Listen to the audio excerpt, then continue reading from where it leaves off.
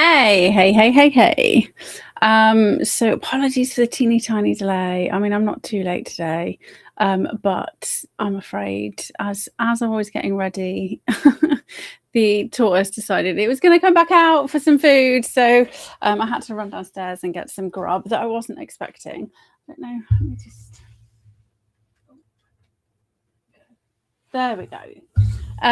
Okay, so have I got a fun show for us tonight? We are going to be talking about Ebola, the pivot from hantavirus to Ebola. And so for those of you who were here last week, you'll know that Grusch kind of pushed back quite a lot and said that it was most likely to be a hantavirus, was most likely to be a natural outbreak, but there was indications of kind of fear mongering, but actually, H1, the hypothesis number one, it's just natural, was at the top of the list. Like within a couple of days, like he'd completely changed his mind. Like as I was like uploading, like just adding in like all the extra bullshit, it was just like, yeah, what the fuck's going on? So we'll give you an update on that. Then we are going to look into aliens. So I actually ran the alien question through the judgment matrix, which is exciting because I do love the whole alien conversation. I think that's going to be fun to kind of dive into, and you'll be surprised, maybe pleasantly surprised at the outcome.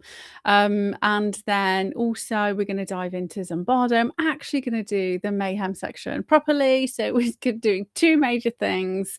And then we will make sure we get on to the how you can feel good, because that's the real way we win, right? We feel good and then we can spot the psyops and the bullshit, assimilate information, and actually just make it a much nicer place for us to exist. So first up, I accidentally closed Grokky Wok. That was silly. To give you the hantavirus update first. So where did we get to? And then we're going to dive into Ebola. But just where we ended up was like really high on it being all fake. Oh yeah, I found some really random stuff came out in my Ebola dive. Okie coke. That's ready to go for Ebola, so that's too late on. Who pivot to Ebola? Oh yeah, so randomly this morning, or was that yesterday? Yesterday morning, the Daily Mail came out with rat virus post, and I was like, what the fuck? And that was the first kind of pivot. So before that point, they had the hypothesis one, which was natural zootonic, was right down to 42%, and that was the highest. That was like I can't remember, that would have been useful if I'd have double checked, but it was like over 50%, and then the H4 narrative shaping fear amplification was down at 40%. That's now at 66%. So a complete flip. It only took Grok a week of analyzing bits of information and pattern recognizing and spotting to be like, yeah, what the fuck are these guys doing? And then obviously I was like, wait a minute, hantavirus is died down. Now we've got Ebola. So, well, let's talk about Ebola. Okay, let me just grab I want to give you the right scientific information. So Ebola is is part of the filovirus family. Zoonotic, so it's another one that jumped from fruit bats this time. Reservoir primates and humans. So primates and humans are dead-end hosts. So it kind of like flies around in fruit bats, passes between them, and then hits humans, and then kills us, and then obviously ends up killing themselves. Causes viral hemorrhagic fever via systematic immune suppression, so completely suppresses your immune system. There's a cytokine storm, vascular leakage, coagulopathy, and multi-organ failure. So it's not a fun way to die at all.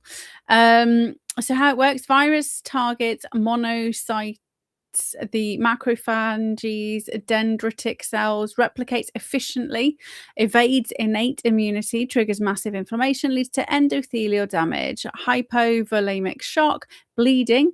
Not primarily cytopathic. Damage is immune mediated. Spread and transmission. This is an important one. Direct contact with bodily fluids, right? In order to catch Ebola, you must have direct contact with a symptomatic individual and their body fluids. So blood, vomit, diarrhea, sweat, semen, breast milk, saliva. There are no credible airborne or casual transmissions in any primary literature. Incubation is 2 to 21 days. The average is 4 to 10, up to 21. Human to human only after symptom onset. Pre-symptomatic transmission is not documented as a major route, right? So this is important that we know this up front. So when we have if they start saying precautionary measure, if somebody you know has Ebola, you need to make sure that you are isolating. We can go, it's all right, mate, I didn't suck them off or eat their shit or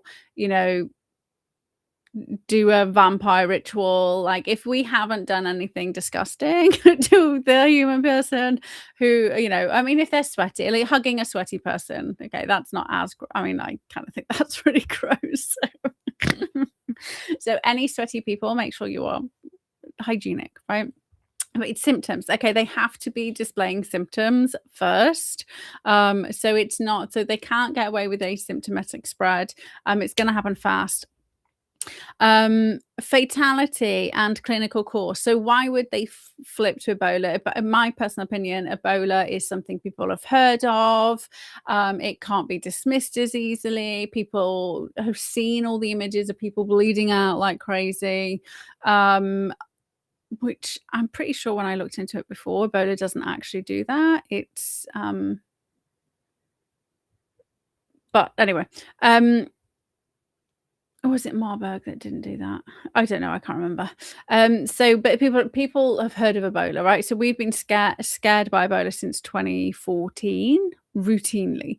And we're going to get into the Ebola origin story because that's interesting. So fatality. So this is scarier, right? 25 to 90% case fatality, average 50%, which sounds horrific. That's what came out in the 2014, but there's some good news that nobody's talking about. They're just sharing the fatality, right, from 2014. Bearing in mind, we are now in 2026, but we will just we'll play the game. So symptoms: abrupt fever, fatigue, myalgia, then GI, vomiting, diarrhea, hemorrhagic signs in severe cases. Death 6 to 16 days post onset from shock, multi-organ failure. Survivors can have long-term sequelae and viral persistence, for example, in semen up to 6+ years in some cases. In 2014, they did convalescent plasma therapy, which was used in West Africa and in imported cases. So that was, if you remember, the nurse who survived, who I think it was a Texan nurse. It was convalescent. Wait a minute, I've just said that wrong. With blood plasma.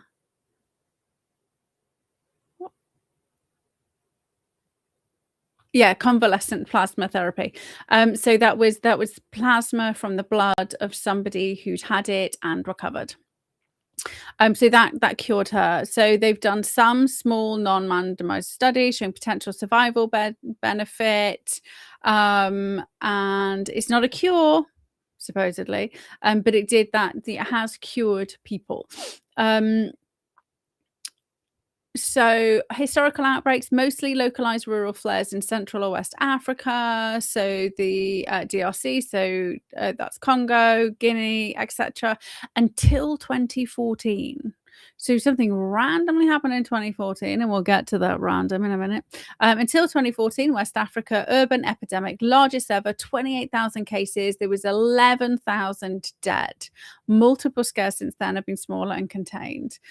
However, the thing that you won't find floating around the internet, unless you know to look for it, in 2021, there was a vaccine delivered. Actually, there was a vaccine released 2018, 2019, 2020, 2021. And in all of those cases, 100% prevention of transmission. And they...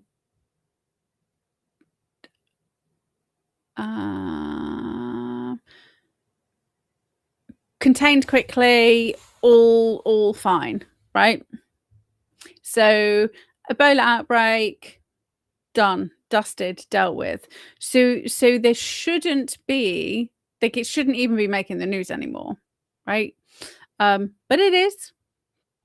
So, but yeah, so just so you know, we don't actually need the mRNA vaccine that they're talking about right now, because we already have a vaccine that works, right? I mean, I don't believe in vaccines anyway anymore. And I was a bit dubious for quite a while. However, we absolutely don't need new therapeutics, or, I mean, probably do need new therapeutics for somebody who catches it, right? But they can stop the transmission and stop the spread. So all the doctors and nurses who are out there, they believe in vaccines, they can take the vaccines, they're not going to get infected. Like, because that's the whole point, right? Is if I take the vaccine, I'm not going to get infected and I'm not going to die from it. So, like, I don't need to take it because I'm not near those people, and I'm not doing disgusting stuff with random people either, who don't have symptoms, who can't give it to me anyway because they don't have symptoms, but they probably don't have it.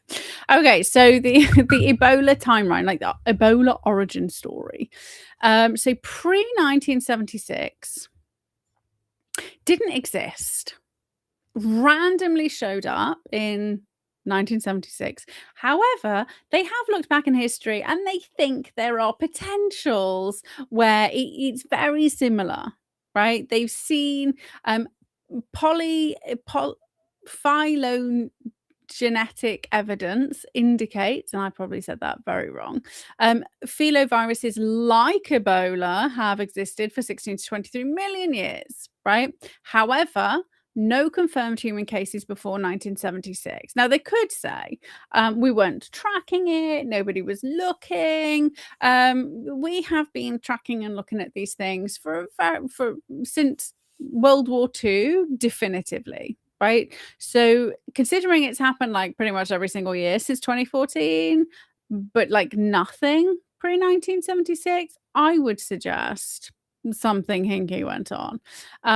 The world suggests it's climate change. Oh my god, you genuinely, when I read that, it was hilarious.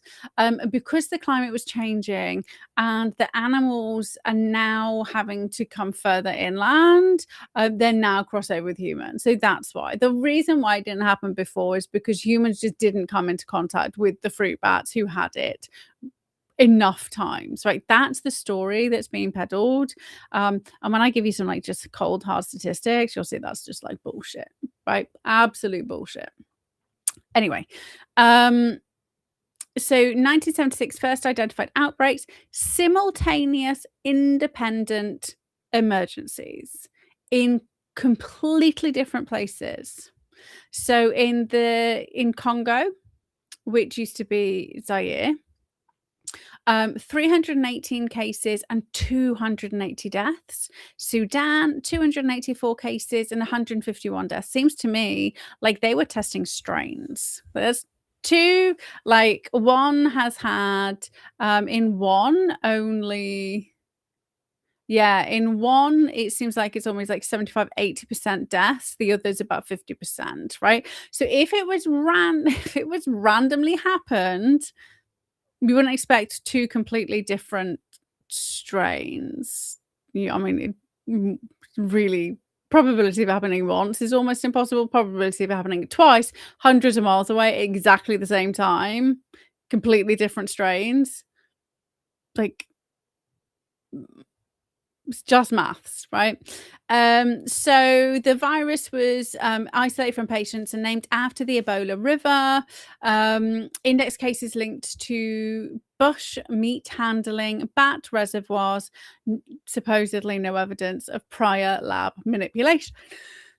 This is the 70s. They were doing biological warfare shit for since the late 1800s, because there's actually a Hague document where they were kind of like the International Criminal Court, like the international, they were having like a, what is it called, like they were big, like all the states get together, they were doing a law of war. They were creating the laws of war in the late 1800s, and they'd explicitly put in there that they wouldn't use biological and chemical weapons as offensive mechanisms, but they would use them defensively, right? So that was kind of the get out jail free card, and then that's why they used them a lot in World War One, and then things kind of changed afterwards. But then, you know, Cold War kicks in, and we're still fucking doing the things that we said we wouldn't. So then in the late 1970s, that's when we had the UN Convention on Biological and Chemical Warfare,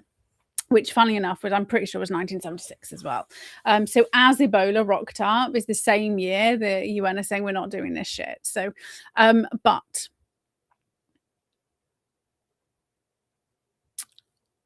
in 1977 to 2013, sporadic contained flares, so multiple small outbreaks in the Congo, Sudan, Gabon, Uganda.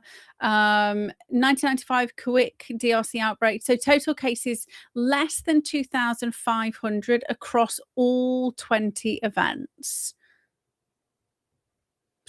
But then in 2014, we had 28,000 and 11,000 deaths, right? So between 1977 to 2013, less than 2,500 across all 20 different events. Then something happened in 2014 for it to run rampant and kill 11,000 people. They had rapid containment via contact tracing and isolation, and obviously no airborne transmission. 1989, Reston, Virginia lab incident in the USA. And this was the Reston monkey version, which is non-pathogenic to humans, which was an outbreak which occurred with imported Philippine monkeys at a primate facility, quarantined by the US Army. No human deaths. Primary literature treats it as accidental lab exposure, not deliberate release, but you know, they were definitely messing around with it, is all I would say. Then we had the 2014 West Africa epidemic, which is the largest ever. So 28,000 cases, 11,000 deaths, like I mentioned. Guinea, Liberia, Sierra Leone, urban spread for the first time. So prior to 2014, they'd only ever tested it. I apologize. It had only ever randomly happened, thanks to climate change, in pockets and teeny tiny little villages, so very quick and easy to isolate. However, 2014 comes along and it just spreads through an urban population very rapidly, and because we've got, you know, symptom onset within 2 days, death start in 6 days, so it's very quick. It's just like, and once it's gone, once it's going, it's going. Primary data, supposedly, right? This is the initial, just pulling all the information. Confirms zoonotic origin back to human. I do not think zoonotic is the most ludicrous explanation for anything at all. Because that's just not how it works, right? It just isn't. They have to come up with a way to explain what's going on without saying, we biologically engineered this virus and we also biologically engineered you by injecting you with viruses that are made using bovine cell lines, using porcine cell lines, and using chicken cell lines and monkey cell lines. And then when we're engineering these viruses, we use monkey, pork, cows, chickens. And what's really exciting is we give you these like the vaccines that we give you when you're really, really young. Because then what happens is your DNA integrates with the animal-based DNA, right? So we're all chimeras, like all of us, because we all had vaccines when we were kids. And then because you now have chicken DNA when you didn't have chicken DNA before, when we fuck around with these random animal viruses and we cultivate them in chicken DNA, these viruses also take on chicken. Like, so then actually the reason why it jumps from animal to human is because we now have chicken DNA and they create the viruses in chicken DNA or cow DNA or pork DNA or whatever they're fucking around with, right? That's why. That's how it happens. But they can't admit that, even though the science and the evidence proves that's the case, they can't admit that because then then they have to admit it's engineered. But if you want to understand, that's why you have to have vaccines as children.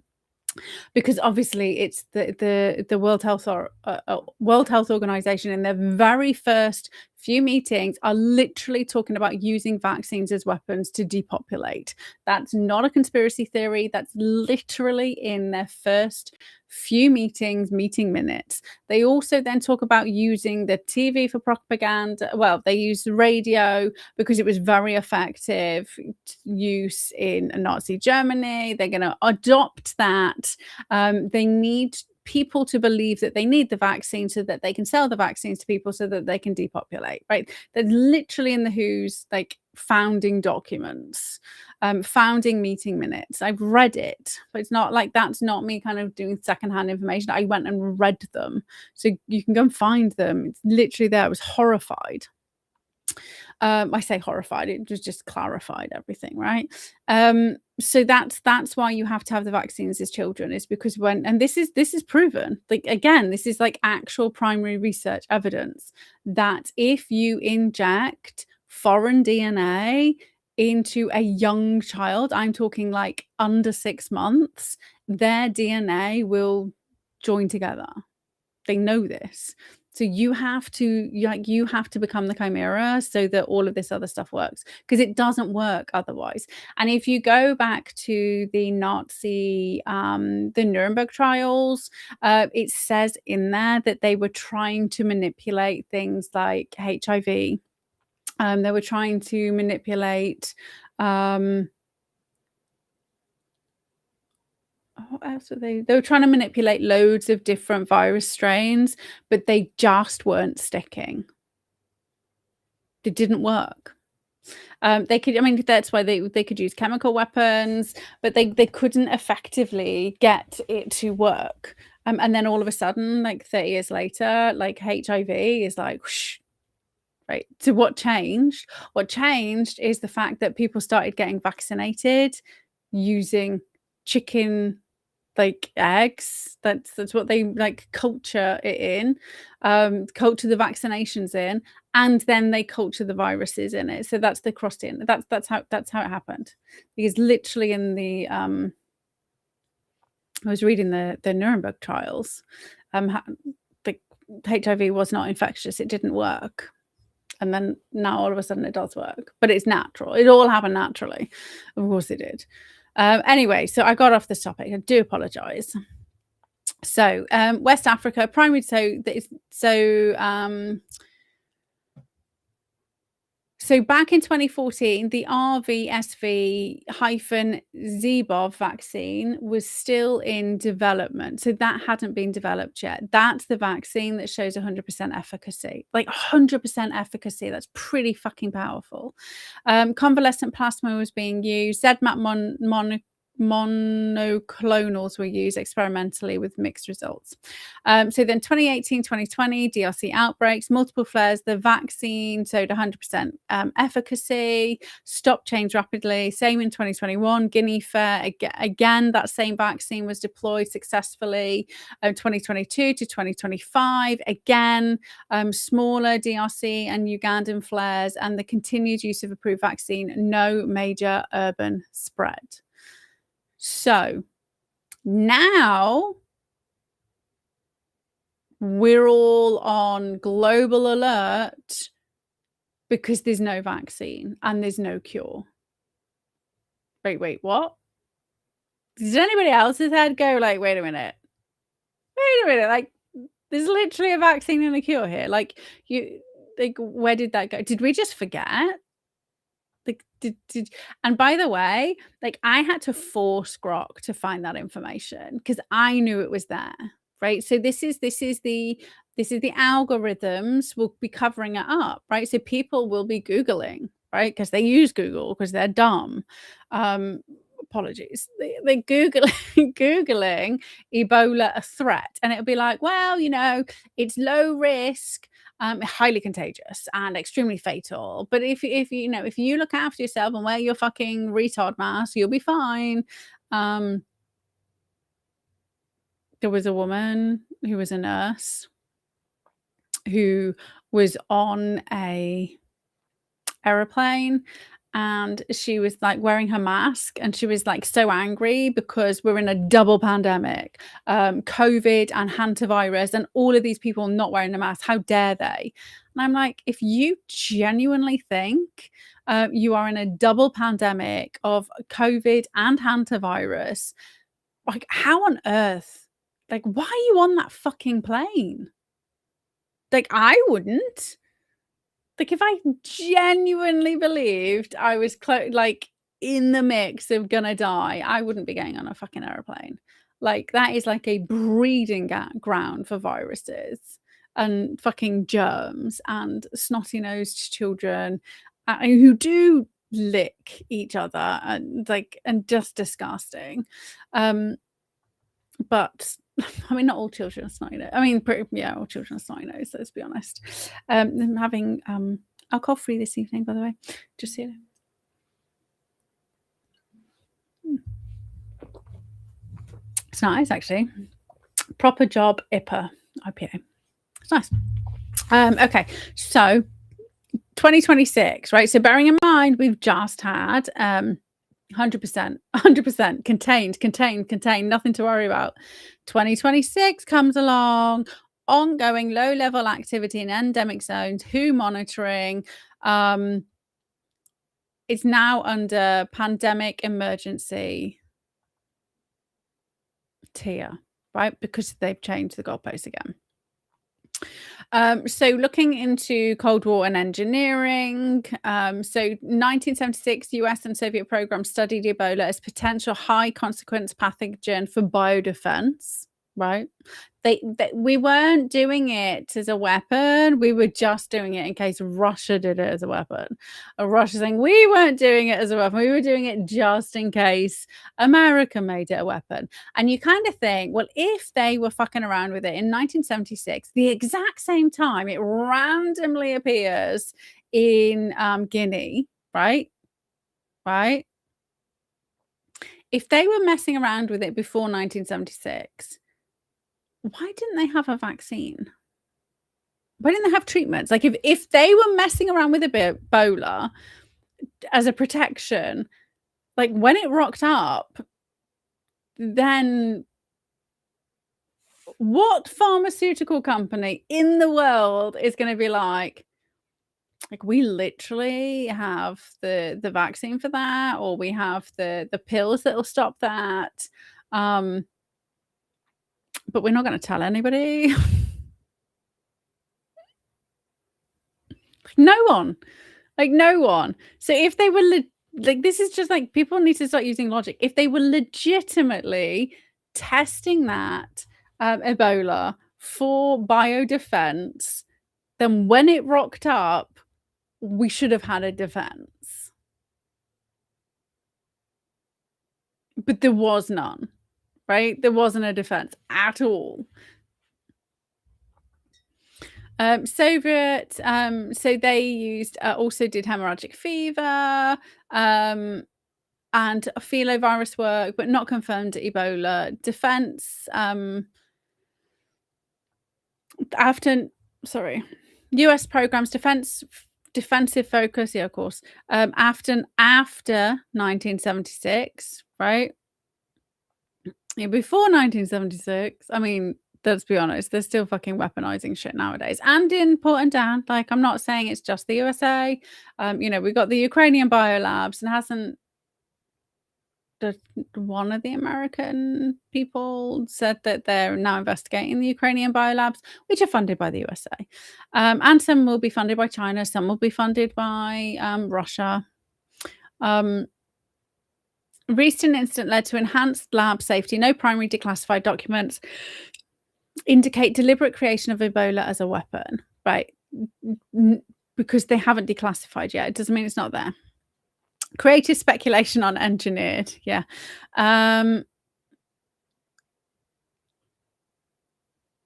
Grusch agreed. It's weird. Yeah, you're right there, Kay. It is weird that they say that they're doing this kind of like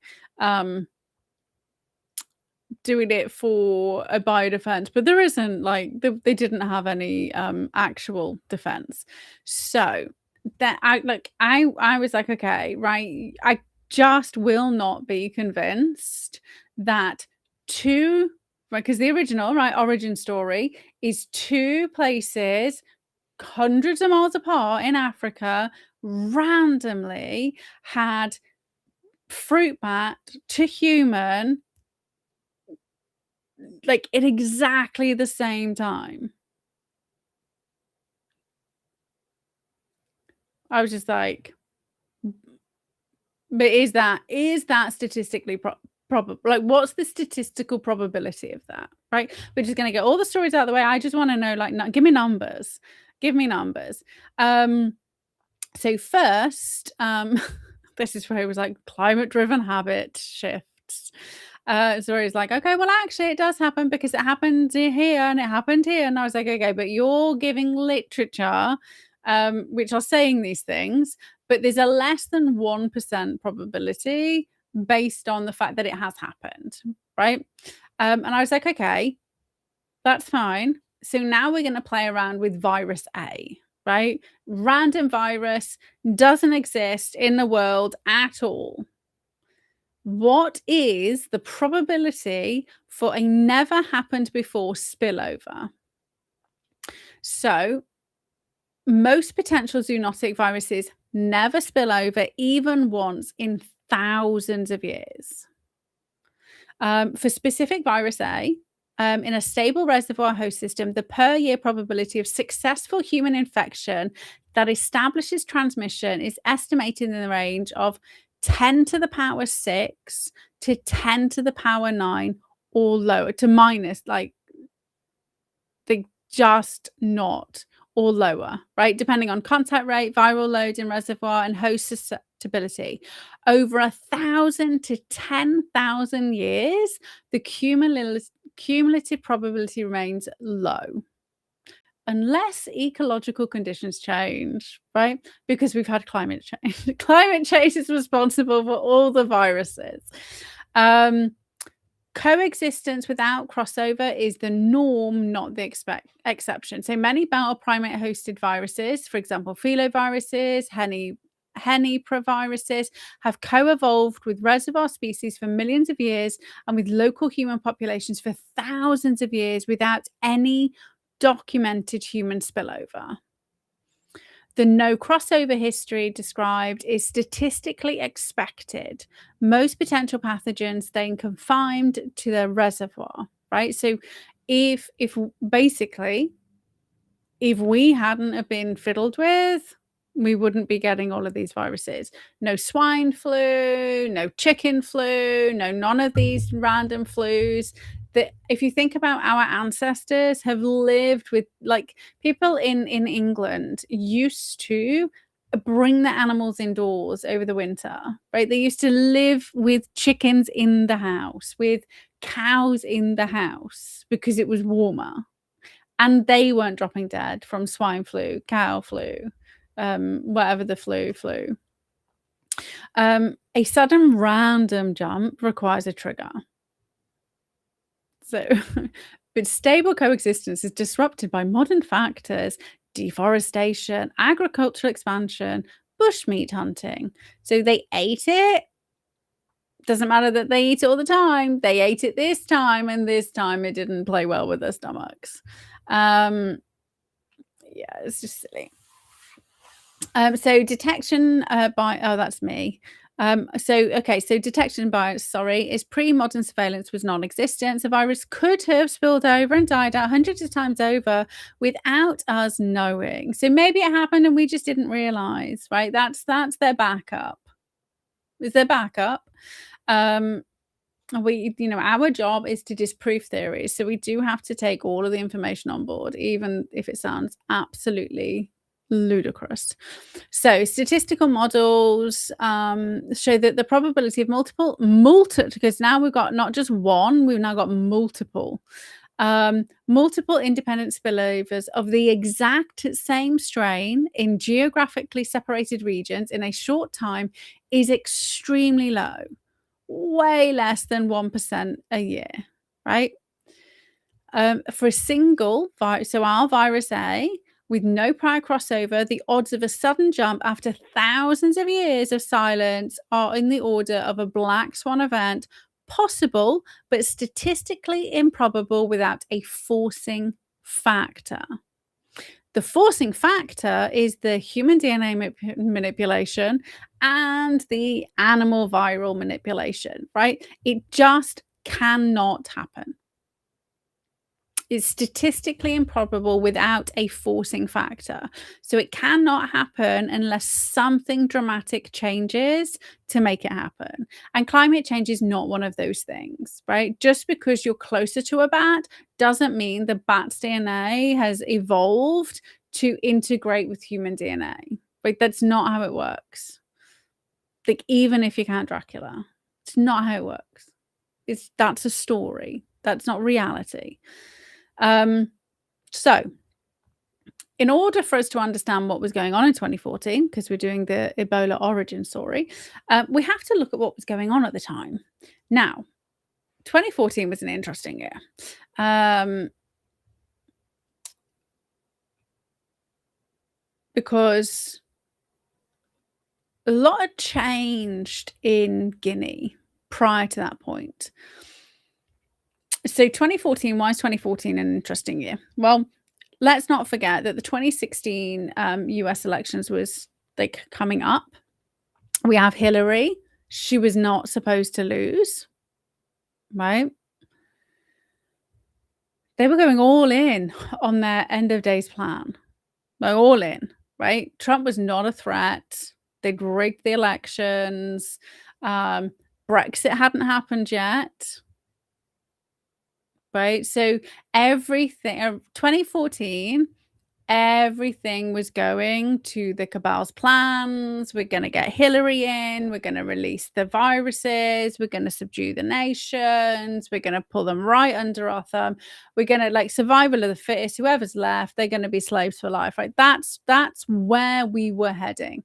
If you look at what people were posting, if you look at the Twitter posts of people like Chrissy Teigen, like, they were just openly talking about raping children, abusing children, eating children. All of that shit was going on 2014, 2015, 2016, and then everybody like deleted everything, like 2018, right? 2017, 2018, like, oh no, I never said any of that shit, except, like, the internet's forever. But what was going on before that point? So we have to remember in 2008 we had the installation of Obama, right? He was the catalyst, he's the beginning. In Guinea, they had a change of president as well. He rocked up officially in 2010, but actually there was a military coup in 2018. Sorry, 2008. I'm getting my years mixed up. My apologies. So there was am I back? Thinking back. So there was a military coup in 2008. Funnily enough, USAID money was kind of given for the election process, right? Who was there? The same people who were there at the Ukrainian election, which happened in 2014, which was riling Russia up. So this, like 2014, like lots of shit was happening then. I mean, I was not paying attention to that crap then. Not early 2014, but towards the end of 2014, I was, because that's when I was the campaign manager for the Conservative Party. So in the UK, we were about to have another election, right? So as well, and then so our election was 2015, and then Brexit vote was 2016. So like there was a lot going on in the world where the old guard were getting ready and gearing up. So what was going on in the UK? We were about to get rid of the Liberal Conservative coalition. It would have given David Cameron the full mandate to do everything that he needed to do to the UK. Him being the Queen's second cousin, so very closely bloodline linked, right? He'd not long just the cabal were gearing up.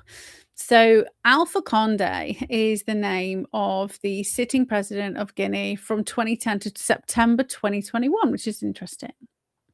He won Guinea's first democratic presidential election in 2010 runoff against Cellou Dalein Diallo, ending a 50 years of authoritarian military rule since independence from France in 1958.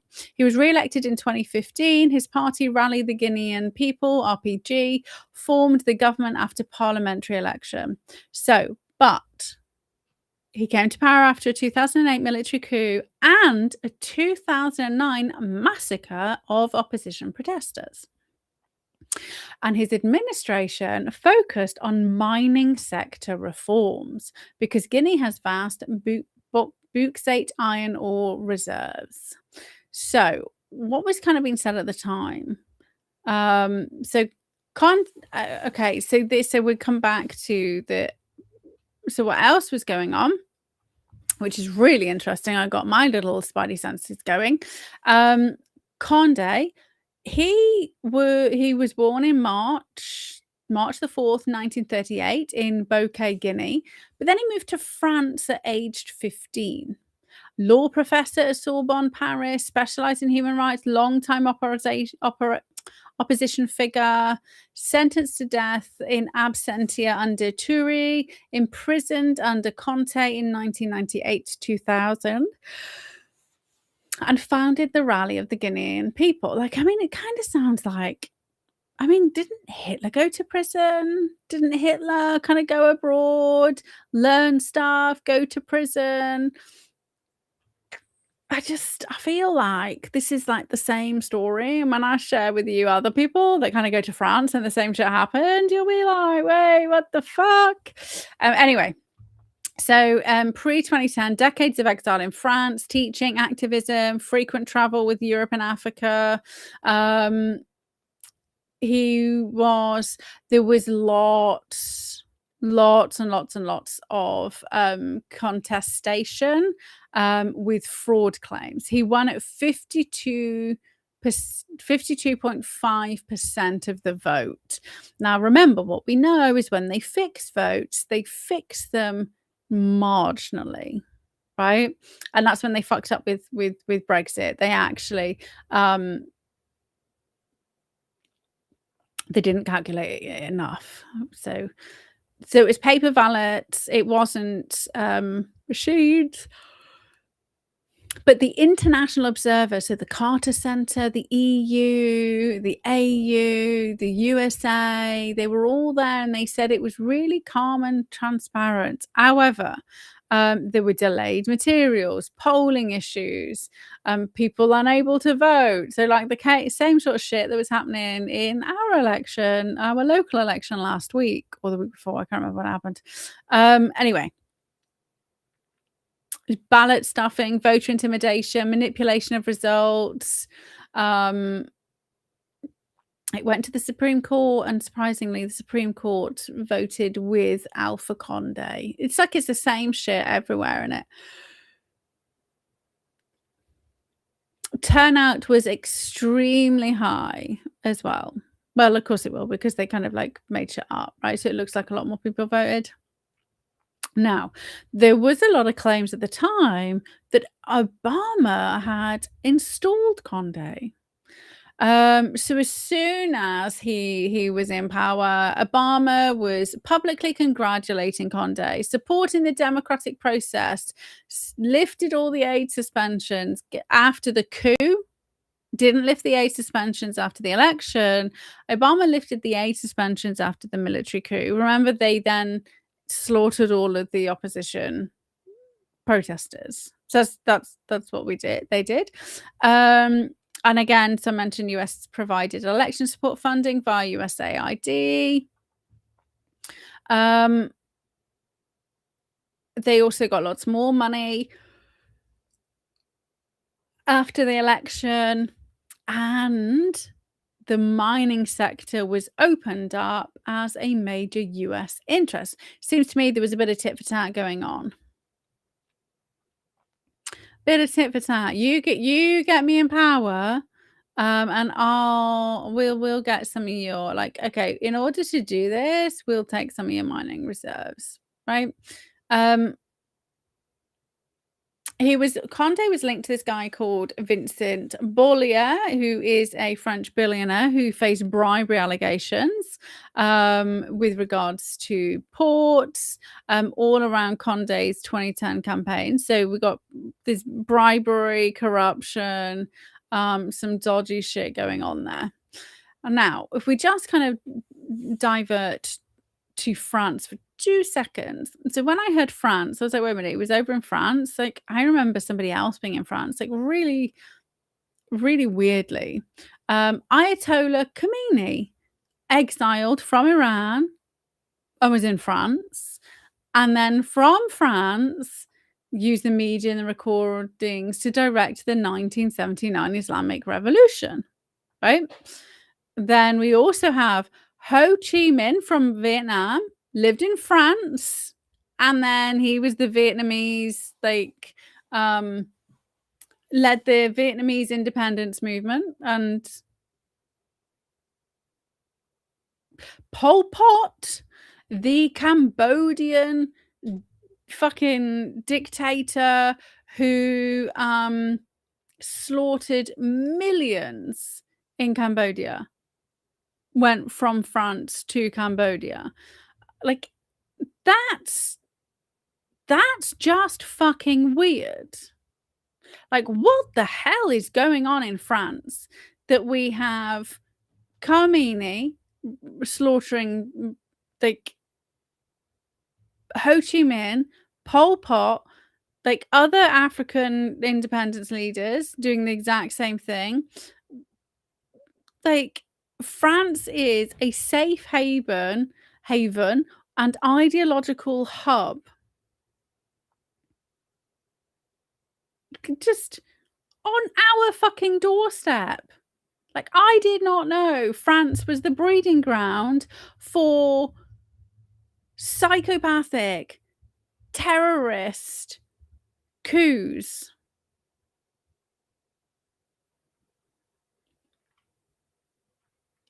Communists. But they did do the revolution, right? The French Revolution. It's all about communism.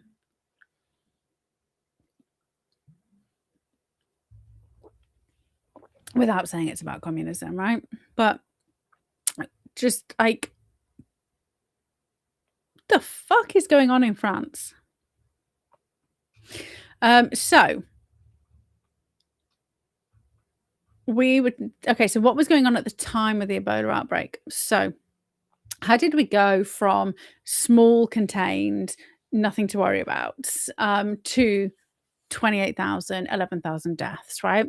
So this is a narrative you're going to recognize from around 2019, 2020. So Condé initially downplayed the outbreak scale, insisting Guinea had it under control. Even as cases grew between April and August 2014, he declared a national health emergency in August 2014 and later sought international aid. Bearing in mind, we know, because we did it first, right? Takes 2 days for symptoms to appear, usually 6 days for death. To go from April until August before kind of talking about it, like, that was only ever gonna end up one way. Like, that's a lot of days between April and August where you got people, like, dropping dead every week, right? Every week. You get it on Monday, dead by Saturday. And with poor hygiene, with mixing with one another, trying to I mean, it'd be very difficult to avoid. Like, if you don't know what's going on, it would be very difficult to avoid, like, somebody who is symptomatic, right? Especially very early on. You think somebody's just got the flu, got a fever, you're trying to bring a fever down, you're gonna be touching their sweat. Maybe they're vomiting, diarrhea, you're gonna be cleaning it up. Um, so researchers later linked the downplaying fears that Ebola panic would scare foreign investors in the mining sector. So they're kind of saying, "Oh, well, he didn't tell anyone because, we'd opened up our mines and, we were worried about investors." Considering the investors were knocking around 4 years before. Some voices from the time claimed the outbreak was exaggerated or engineered for political economic reasons, so maybe it didn't actually happen. Um, it could as in it didn't actually happen as bad as it's reported. Who knows? It was being used to justify foreign intervention and resource grabs, or and again, Conde's government was installed or backed by external powers, including the US, to facilitate mining deals, and the outbreak's response was shaped by those interests. The timing of the outbreak, which was just after Conde's consolidation of power, was suspicious and possibly linked to biolab activity or deliberate release. And those kind of the theories from what was kind of going on at the time.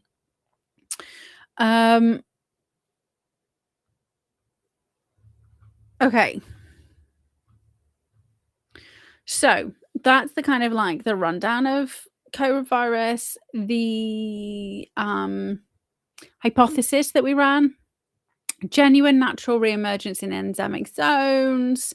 It is hypothesis 1. Number 2, post-COVID IHR threshold inflation. Hypothesis 3. Deliberate narrative pivot from hantavirus.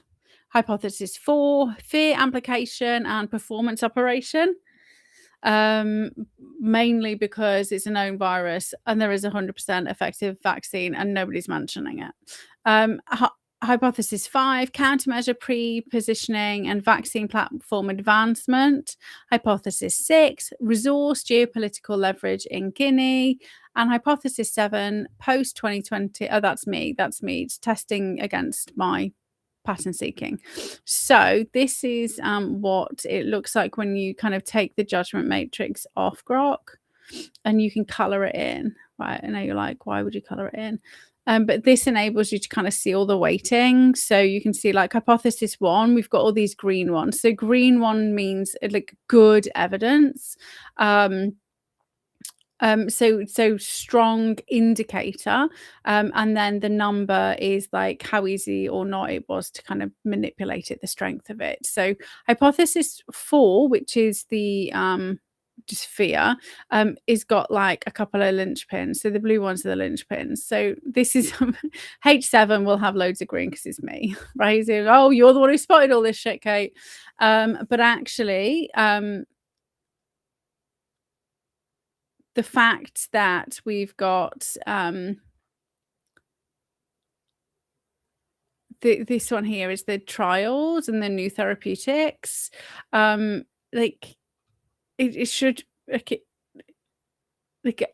if anybody's talking about trials and therapeutics for a disease, you'd expect it to be linked into the hypothesis that it's a natural occurrence. The fact that it's not, the way that they're talking about it, it actually does not push that hypothesis, is telling in itself, right? So it can be quite useful. That's why the judgment matrix is in there. It enables you to kind of see the evidence that you're kind of looking at an overall kind of layer. And the thing to remember about a linchpin is if this is proven false, the entire narrative collapses. So there's multiple linchpins in here, which is fine. But if it collapses, it just weakens it a lot, like really quickly. And if they all collapse, then that one's taken off the game board if they're all kind of yellow, right?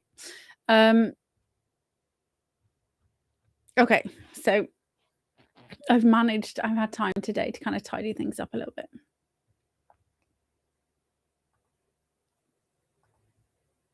There we go. Okay, good at this now.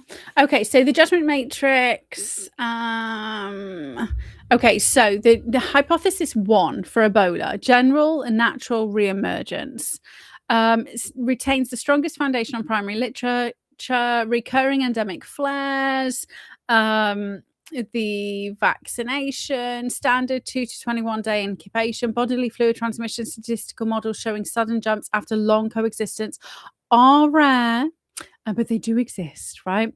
So probability of a genuine natural reemergence is 45% for Ebola. Hypothesis 4, narrative shaping fear amplification dominates the perceptual performance side with multiple linchpins. Tedros expecting more cases. Why would he expect more cases when we have a vaccine that like blocks transmission 100%? Right? That doesn't make logical sense with what we know. Pre-symptomatic tracing language. Why would you trace somebody pre-symptomatically? It only spreads symptomatic, like from symptom person to somebody else, right? And they have to be in contact with bodily fluids. It's not airborne. Why are you tracing people pre-symptoms? Military power drop for suspected. That was the suspected case of, so there was the rat virus headline that came out on the same day as they were pivoting. That was hilarious. The RAF, the UK's Royal Air Force, did this whole video and this whole like amazing like tweet video of their bravery of, taking these supplies to wherever this island is that can only be reached by aeroplane. And they did it within like so many hours because of a suspected rat virus case, right? So it wasn't confirmed, and in the post they put like critical hantavirus case, and in the actual in the actual post rather than the X description, like it said like a suspected case. So there was this entire James Bond style, Mission Impossible style rescue mission going on for somebody in a critical condition. It's like you literally say suspected case, not confirmed. There's only 223 people on this island and there's 2 medics. What they were actually doing, they were doing a routine medic, like bit of like drop. But imagine coming out and creating that. Like that was the thing that kind of flipped it for Grok. It was just like, oh, this even I can see this shit. It's crazy. So the probability now that we flipped, right? Because everybody kept getting community noted on hantavirus, right? If you are not signed up for community notes, you need to be. I've been doing community notes since they started. They are the best thing since sliced bread. I'm not a community noter on Facebook. Maybe that's a better, but they all kind of left, didn't they? All the crazy lefts. They left X and they left Facebook and they went to Blue Sky.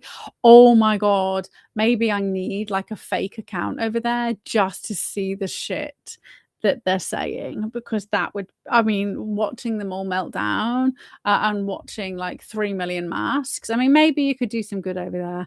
I don't know whether I've got the energy to be in the lion's den. by now.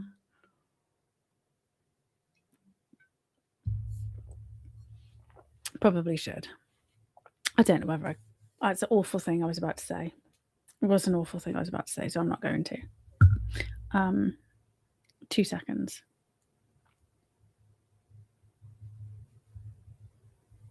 I'm not reminding myself to go on Blue Sky. I'm reminding myself about something that I do need to tell you later. Yeah. But probability 55%, right? So 55% probability, Ebola. So 55% probability that Ebola has now taken over from hantavirus to keep up the fear and amplification, because it absolutely, so the difference, so hantavirus doesn't have a cure, Ebola does. So they flipped from something incurable to curable, but aren't talking about the cure and the treatable, curable, prevention, like all of those things with the vaccine. And you'd have thought that they'd just kind of rolled it out routinely anyway for those regions, seeing as we've had it like 10 years. You'd have thought it had just been standard, right? Seeing as like we all get standard vaccines and they all take money off us to we all plow into the World Health Organization to deliver medications and vaccines. And we've got Bill Gates giving vaccines to people in Africa, but nobody's giving them this one. This is fucking weird. Anybody else like 100% efficacy? It's pretty good fucking odds, right? 100%. Like I've never seen anything that's like 100% that's stopping transmission. Anyway, hypothesis 3, is probability 25. I can't remember what hypothesis 3 was. Deliberate narrative pivot from hantavirus is 25%. That's pretty good going. Probability of Ebola on its own, is then shaping fear. A possibility of pivoting is 25%, but 40% probability that I'm just seeing patterns that aren't potentially there. So that's less than 50% chance that I'm seeing a pattern that isn't there. So that's good. Probability 40% is still good because it's less than chance, right? So it means there's something there. Implication. So current Ebola activity aligns with historical patterns on primary evidence. No novel transmissibility or engineering signatures documented yet. Operational policy, standard measures at the moment. However, there is a layer of performance which creates disproportionate visibility. Psychological, societal. No, that's saying that it says you actively refined evidence, e.g. suspected only. Yeah, I did say no. Pay attention to what it's actually saying in the post. And then we are pushing primary research rather than just paying attention to the words. So what are we doing now? So tracking Ebola, right? Lessons and watch points. Primary data anchor. So continue demanding raw papers and corrections. That's me telling Grok what to do. So we have to watch out for the forthcoming genomic sequencing. This will be the highest value because it will disconfirm hypothesis 3, which is the flip from hantavirus to Ebola for fear, and it will also disconfirm hypothesis 4, which is just narrative shaping, right? So we never got the genome sequence for hantavirus, did we? Yet. The second thing to watch out for is performance versus biology distinction. So track the gap between calm official risk language and visible theatre. So headlines, military drops, countermeasure pushes. If response stays technical, cases remain contained and no new restrictions emerge. Hypothesis 3 and 4 should be downgraded, which is fair enough. Pardon me. Personal agency restoration. So oh no, that's me again. It's just saying that the protocol itself gives you structured control over the analysis rather than reactive spidey sense interpretation. So just so you didn't think I was like hiding stuff. So I stopped reading it because he's kind of, that's Grosch saying, okay, it worked, it's fine, you showed extra evidence, and you didn't say, I'm not accepting this. Overall confidence that hypothesis 4, so narrative shaping in Ebola is 55% probability, is 82 out of 100. So there's an 82% confidence that the Ebola staff is being narrative shaped. And only 45% chance that it was natural occurrence. And not I apologize, natural occurrence, that it's kind of they're just kind of talking about the natural thing. So then, because I'd forgotten, I uploaded some psych profiles. So I uploaded Tedros, the WHO Director General, Alpha Conde, Vincent Bellor, the French and the Guinea, and then also Dr. Satish K. Pillai, who's CDC's Ebola Response Incident Manager. And I was going through the profiles, and then Henry was trying to kamikaze himself again. And what was really interesting when I was going through Tedros's profile, I mean, he grew up during a period of war, infectious disease such as malaria and measles. And then Grosch has picked up on the fact that, there's like calls of him genociding in Ethiopia, and all of that stuff's in there. But what was really interesting, he got an MSc in immunology and infectious diseases from the University of London in 1992. He had a PhD in community health from the University of Nottingham.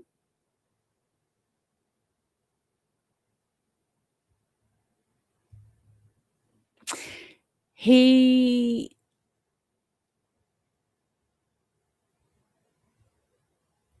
was being groomed by the UK, by the looks of things. So no wonder, right? The UK were the ones who were like us. We were the ones who were instrumental in writing the pandemic treaty, right? Because we were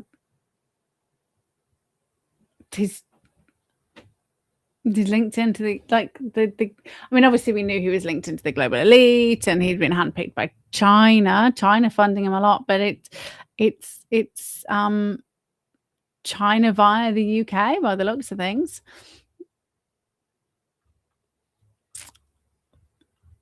So I was like, wait a minute, what? He was over here. Why was he over here?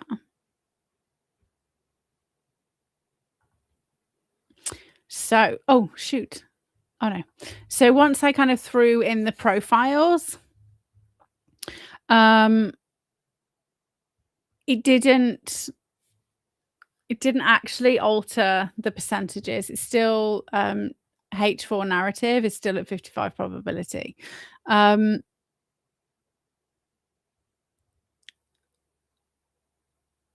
However, okay, so so official sources remain measured. Media and amplified statements create high visibility emotional theatre. This gap, low biological threat and high performance, is factually based and aligns correctly with my H4 assumption. So that's good. Grosch was literally saying, okay, this is not you seeing a pattern that doesn't exist. And that's always my hypothesis 7. Am I just saying shit that's not there? So it's quite nice. Watch points, forthcoming genomic papers, response expansion beyond technical monitoring, continued performance language, asymptomatic testing, right? That will be a big one if they try and throw that at us. But also the lack of mentioning the vaccine, the one that we already have, right? The one that we already have. So if you are on community notes, or if you're not on community notes, get on it. If you are on community notes, do make sure that you are perpetually putting, underneath any post, like, what about the 100% effective vaccine that stops transmission? Why aren't we using that? And if you want to know what it's called, let me just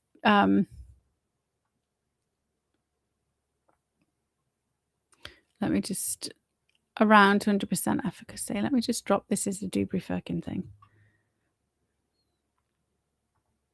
think I can do it like this. Yeah, I can.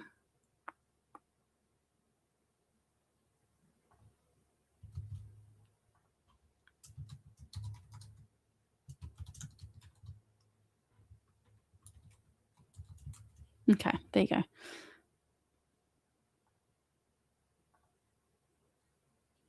There you go. That's the 100% Ebola vaccine. So RVSV. So Romeo Victor Sierra Victor hyphen Zulu Echo Bravo Oscar Victor. So you need to stick. What about this vaccine? Okay, go. And then obviously you need to make sure that you've got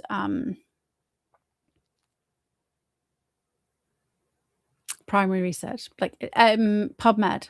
So make sure you've got yourself a couple of PubMed links. This one is so no, he hasn't put the things. Oh, I forced Grok to do it, but he hasn't put the references. So you just have to go to PubMed and then type that in. 2015, 2016, or 2018, 2020, like, and you'll find it. Okay, go. So now we're going to play with the aliens. Whoop, whoop, whoop. It's like my favorite subject in the world.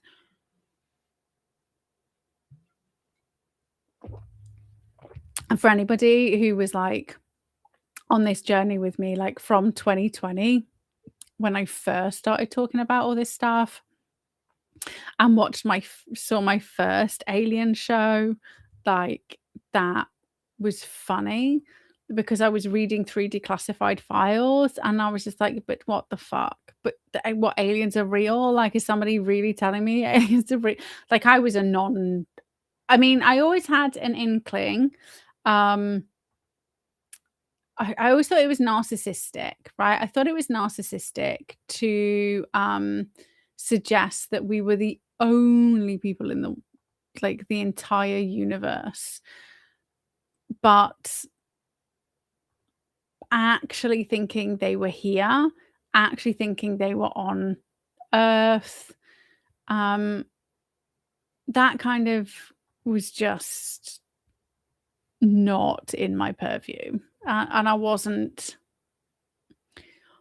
sure I was convinced. However, by 2023, with quite a bit more digging and quite a bit more like uncovering things, by the end of 2023, I was pretty much like, oh yeah, they've been here forever.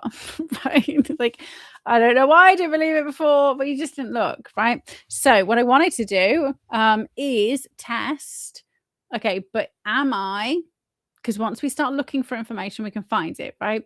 And we can be hoodwinked all the time. So I've run the alien question through. So it's important you know what I kind of came at. And if you haven't, that's what I should be doing each show, is I should be putting the fucking link to the GitHub Dubry Firkin, shouldn't I?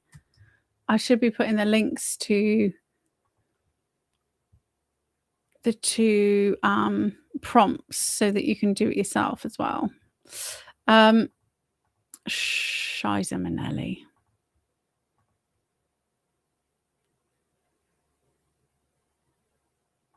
Let's do it. Well, I'll just post one and then you can find all of them. Okay, that's that one. Oh, let me just go onto X and then put it under me. That sounded a bit like a bit loud. What did I call it? Right, link for intelligence analysis.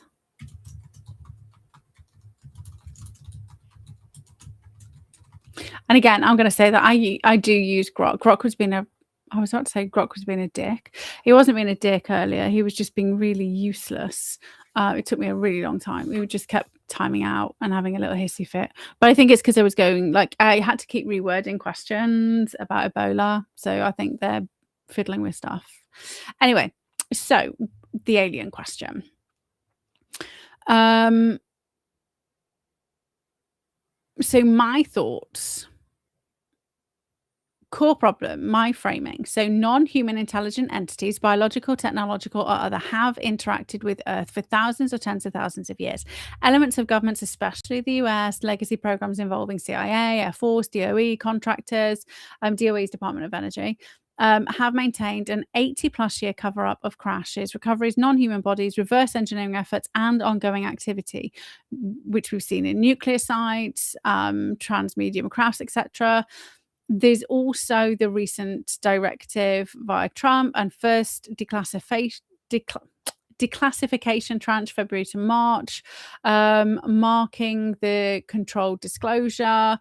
I also believe public denials are largely due to classification, not absence of evidence. But what I mean by that is, and I think this was most evident based on, do you remember Obama came out and said, oh yeah, aliens are real, but they're not in Area 51, blah, blah, blah, blah, blah, blah, right? And then like the next day, Trump came out and said, well, he shouldn't have revealed classified information, and maybe I'm going to have to declassify stuff to get him out of trouble, right? So what that does is it puts into context when Elon says, oh, you know, of course, like I would know if there were aliens and there aren't any aliens, right? But if he's taking part in a classified and or above, above top secret, above top secret, fully classified, like he can't talk about it because he go to prison. Like, I think people forget this, right? So denial is literally what they're told to do. Like, you cannot allude to this in any way, shape, or form. You must not be body language, because if you're going, no, there's no such thing as aliens, right? You don't have congruency between your head nodding. But bearing in mind, scan analysis is much better. But if you have been told you must not mention this, you won't mention it. Maybe we should body language. I mean, he's on the spectrum, so he may have lower tells, and lower is not the right word, less obvious tells, because he'll be more logical minded anyway and less in touch with with feeling. I mean, I've never analyzed him. I've never done a psychological profile, but normally people on the spectrum are less emotionally involved. They have difficulties regulating their emotions, but that's the lesson. Like, they just come out of nowhere and go, like, explode and stuff. But or yeah, they're not. I think it would probably be difficult because he's on the spectrum. But, you know, anyone wants to give it a go for it. But that's, you know, I think the reason why he denies it is not because it's not there, but it's because like he's sending rockets into space, like actual like missile rockets into space routinely every single week. Like, who's he shooting at? Like, why isn't anybody asking who he's shooting at? Like, every single week, without fail, shooting these rockets into the sky. Like, why? Anyway,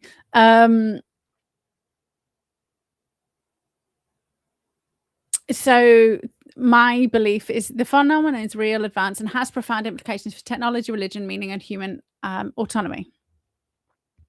So I expect, this is me, more confirming evidence to emerge via declassification, because secrecy protocols bind insiders. Sorry. Okay. So I also mentioned ancient entities. So I kind of mentioned the monoliths, megalith sites, thousands of years versus modern UAP surge post 1940s in the post World War II wave. Mentioned the fact that there are reports of nuclear fiddling, right? So there was reports that during the Cold War there were, aliens like completely disarming like nuclear weapons. But also, conversely, there in 1982 in Ukraine, a nuclear missile was like being launched, like the countdown, the launch sequence was going ahead, and nobody done it, right? So we got good aliens and bad aliens, like in my opinion. We got good aliens like stopping all the nuclear, because if you look into Lemuria and Atlantis, like the kind of story that goes with that is that they nuked their own planet. They were moved from Lemuria to Earth in order to kind of finish up their their 3D harvest. That's where the Atlanteans come from. That's why they were so advanced as a civilization. The Atlanteans are also potentially Cro-Magnon were seafaring. That's where, like, when they appeared, like randomly appeared on Earth, considering like Neanderthals had been here for hundreds of thousands of years. Some of the other Earth-based species had been here for hundreds of thousands of years. Cro-Magnon just randomly appears about 14,000 years ago. And this is genetics, right? Genetic studies. And then with them, as they kind of integrate and kind of like move across the globe, we get farming. Like we've never had like agricultural practices in the same way before. We get the introduction of rhesus negative blood groups. Right, so you can see in the Basque region, the highest rhesus negative blood groups. So there's lots of kind of crazy shit that goes on in our history that then when you start kind of actually looking into the kind of like alien question, like sometimes there's literally, I think, like, yes, we can trace Cro-Magnon to 14,000 years ago, but nobody knows how they showed up there, why they showed up with a completely different blood group to the rest of the species on Earth that are humanoid species. It's just fucking weird, right? I mean, it happened, and we always wonder why. So is my whys making the leaps? Who knows?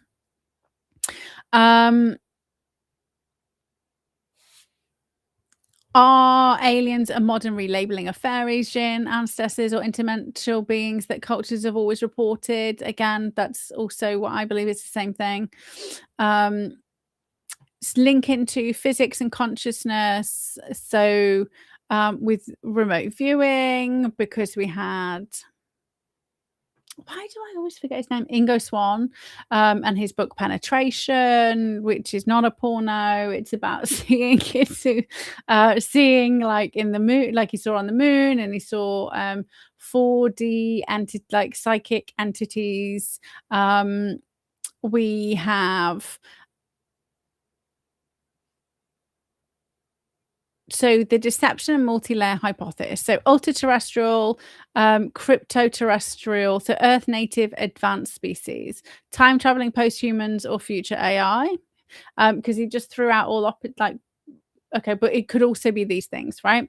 Interdimensional, non-physical, conscious-based, hybrid human reverse engineered black projects, which explains the crashes without ET, psyop, social experiment by the elites. It literally might just be like a fucking game, like just to test public reaction and maintain control. And that kind of feeds into Operation Bluebeam, Project Bluebeam. Combination, potentially some real, some not, some amplified by disinformation for strategic advantage, misperception cascade to advanced drones and plasma phenomena, expectation bias and classified human tech. So people keep asking like why there's no 100% videos. So I was watching the Diary of the CEO, and I'm not sure if I like the guy who does it or not, but he does have some interesting people on. Why don't I like the guy? He's just a bit flat.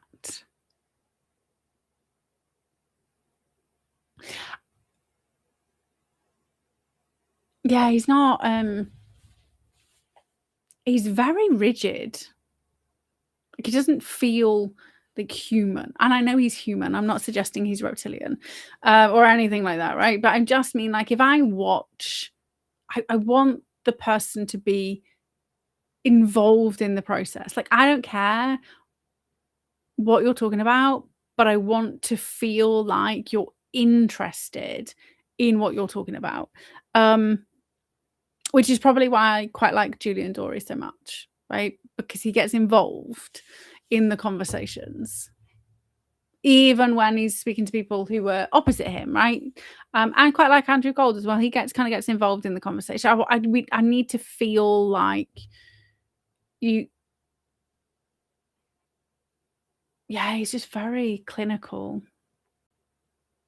Anyway, so I was watching Diary of CEO and it had Halpert off on there, and I was like, this guy again. I'm in two minds about Halpert off. So for those of you who don't know, he was heavily involved and responsible for the Stargate program, which is the remote viewing program from the CIA. So Gateway, involved with Monroe, and Ingo Swann, that's what he was part of, right? So that's where Halpert off comes in. Then there was a documentary guy, and they were talking about the documentary, like The Age of Disclosure. I think it's called The Age of Disclosure. It's on Amazon, so I'm gonna try and pop it on the telly and see if Matt will watch. Matt just like, I think Aliens are still. He's just like, no. So every time I bring it up, no. So might just be like, oh, this came on. Oh look. Anyway, I mean, like, he came around to COVID and all the rest of the shit. He'll come around, it's fine. Okay, so I was watching that documentary, not documentary. I was watching that kind of interview, and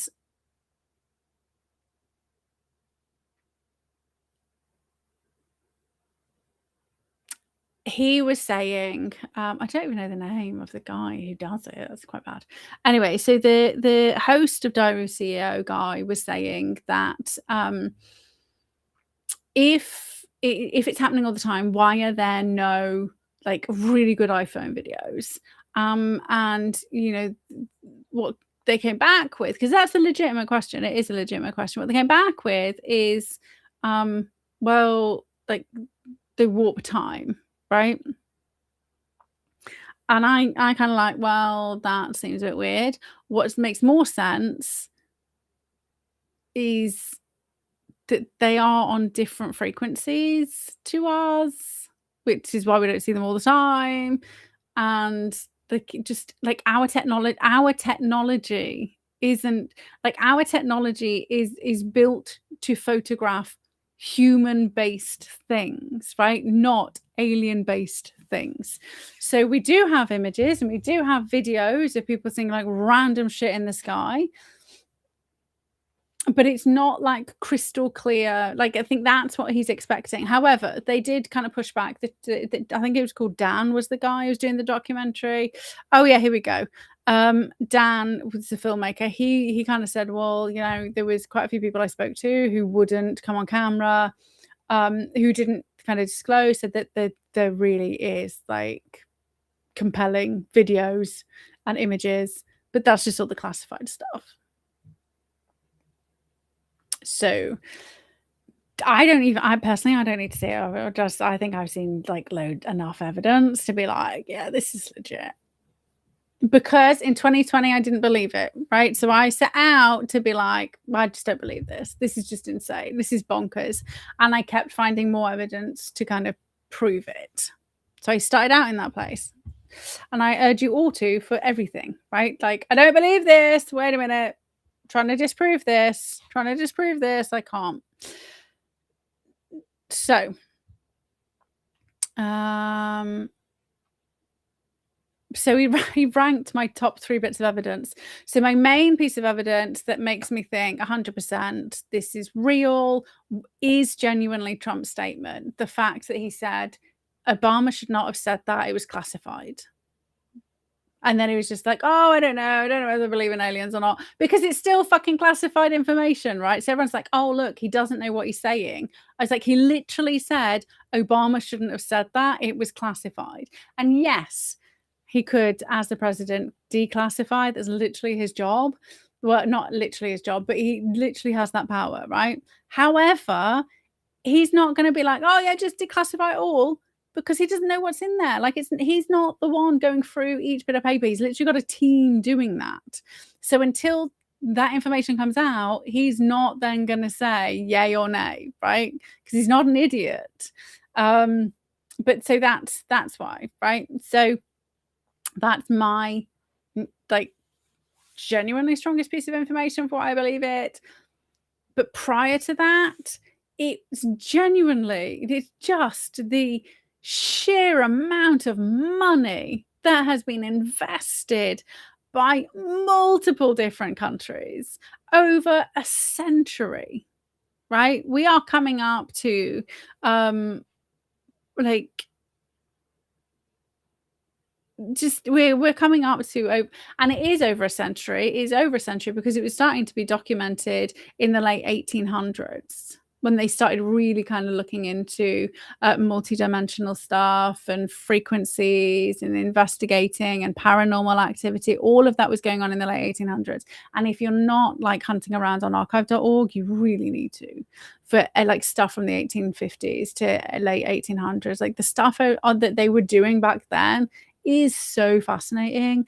And if you want a side hobby and a side hustle, like just like replicate some of their experiments on like on YouTube and get people to pay you, because you'd be able to do it all from home, right? Because they didn't have the same technology that we have now. But anyway, but they've like did like books that literally tell you how to do everything like step by step. Like it's phenomenal. It's really like when you read some of them and then you're like, oh, that's where somebody got their idea for this book that they just released, this brand new groundbreaking information, and it's literally like a rip-off of a book that was written 120 years ago with a spin, right? They could spotted that quite a bit as well.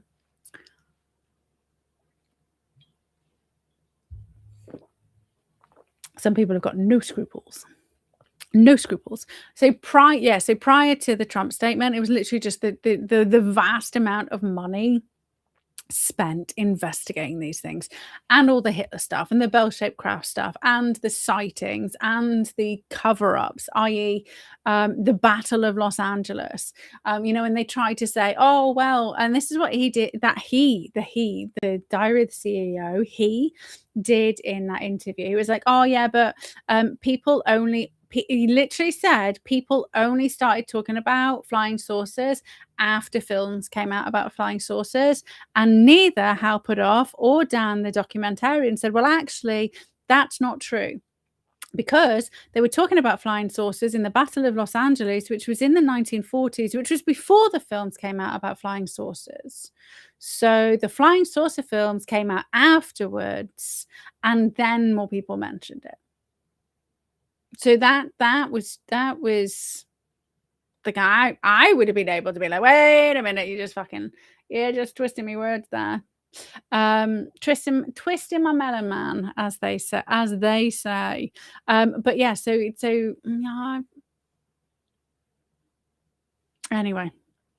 But we had the Israeli general who came out and be like, yeah, everybody knows it's fucking aliens. Of the RAF going on about it and tracking it. Is it Briars Norton? Before I get it wrong? There's a place in the UK where there's like loads.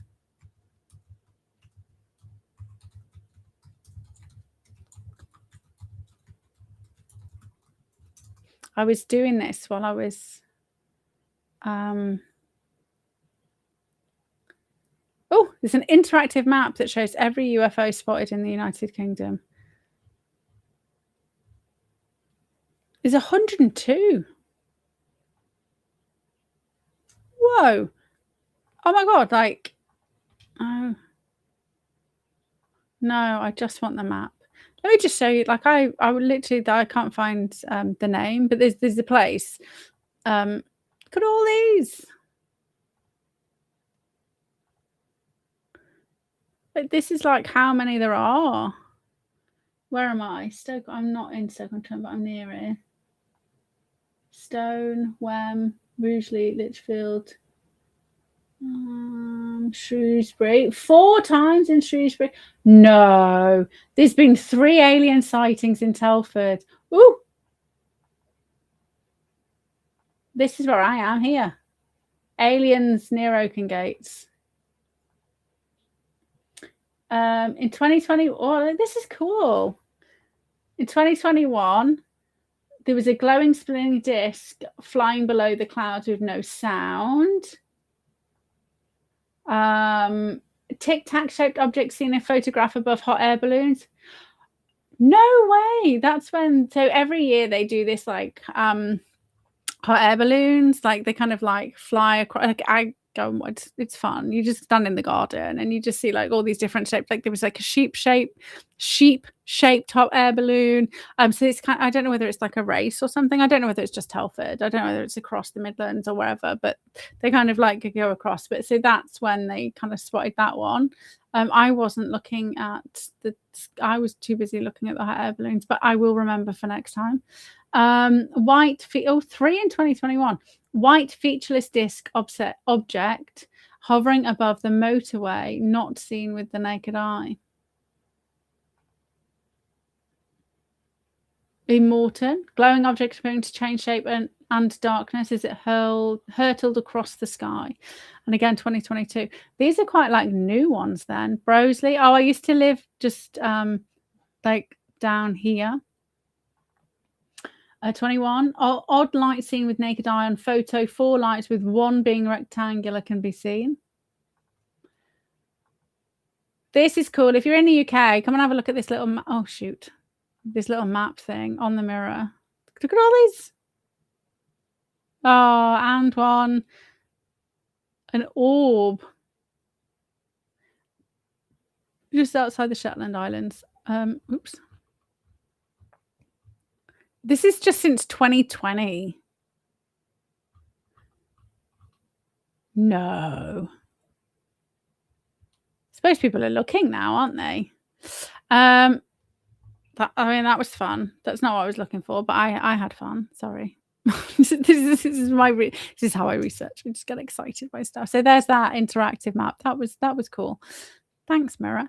That's what I was checking, wasn't I? Bryce Norton.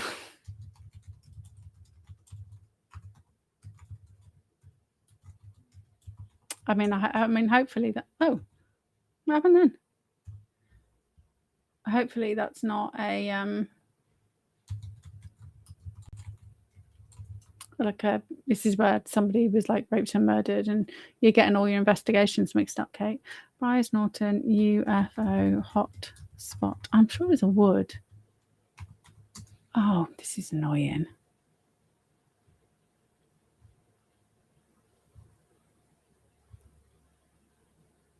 No. Frequently occur.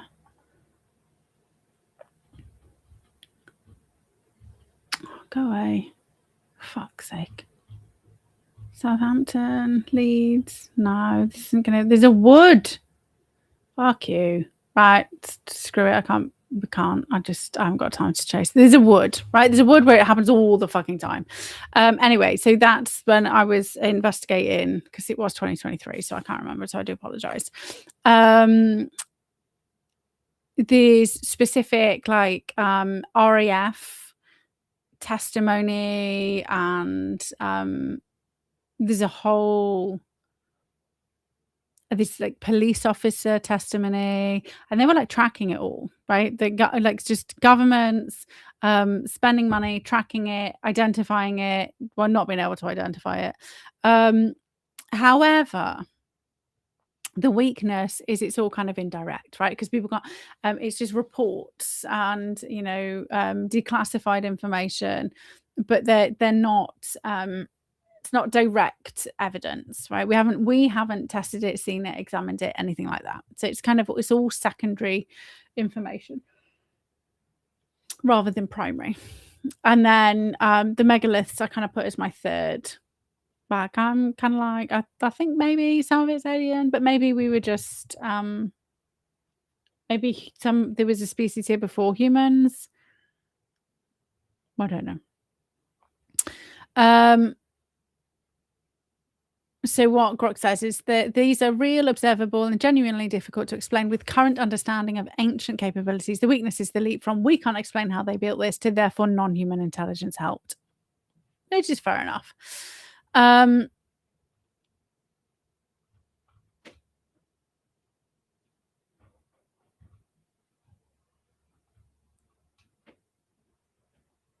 oh, what? Oh, maybe I didn't get a chance to move it all across. That's why. Oh, that was silly.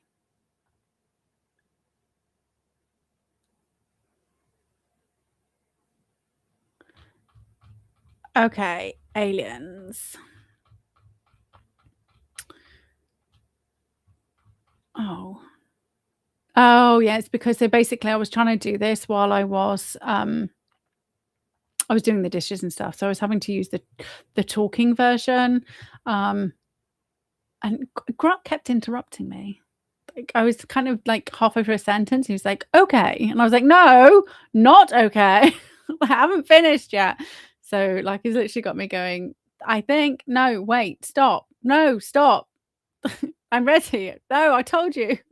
And then Matt came home and he was just like started asking me something, and Croc was like, "Okay," and I was like, "No, no." So that was another little sidetrack there. My apologies. Okay, here we go. So full comprehensive analytical report. So non-human intelligent life, UAP phenomenon, and alleged government cover-up. There is credible evidence of a real anonymous aerial submersible phenomenon that military sensors and trained observers have tracked doing things beyond known human technology. However, the leap from anomalous object exist to non-human biological entities have been here for thousands of years. Governments have recovered bodies, craft, and there is an 80-year global cover-up remains largely unsupported by hard public evidence. It rests primarily on testimony patterns and inference. So he's saying, yeah, there's evidence, but um, oh, that was before. Did he rerun the entire thing? I'm talking to myself, I apologize. Okay. Yeah, I'll have to split it. Because then I realized something halfway through. Okay, so that's what he's saying. So it's all kind of like secondhand. So hypothesis one, long-term non-human intelligence and major cover-up, 38% probability. So it's the largest probability that he'd anyway, right? So hypothesis two, real phenomenon, but mostly advanced human technology or black projects is 32%. So that's closely behind it. Hypothesis three, mix of mundane and exaggeration and bureaucratic waste, 15%. Hypothesis four, real but overstated secrecy, so normal classification inertia, 12%. And hypothesis five, psyop or blue beam manipulation, only 3%, which is really interesting that blue beam's only got 3%. And this is because I said we've got, so we have got some like bad actors like pushing the disclosure. So I was like, well, are they pushing the disclosure because they are going to force us all to, like, you know, unite behind the common enemy, right? Is that what we've got? We've got Trump perhaps declassifying to pull us out from under the thumb, and then they're like pushing us towards the common enemy. So one of the things that I forgot to mention is I've always been thinking about, like, why would it, so if you think about the cover up, so why was it classified and covered up? Well, because one, they didn't think that we would cope, right? If you think about 80 years ago, very religious, still very religious, right? And you know, imagine people thinking, oh yeah, but we're the only people. I mean, I always think that's the fucking narcissistic, but you know, we are God's chosen people, planet. Nobody else exists in the world. And they were like, oh well, actually, you're like the runt of the litter. And we just come here just for shits and giggles. Like, we literally just watch you bicker and fight and be stupid.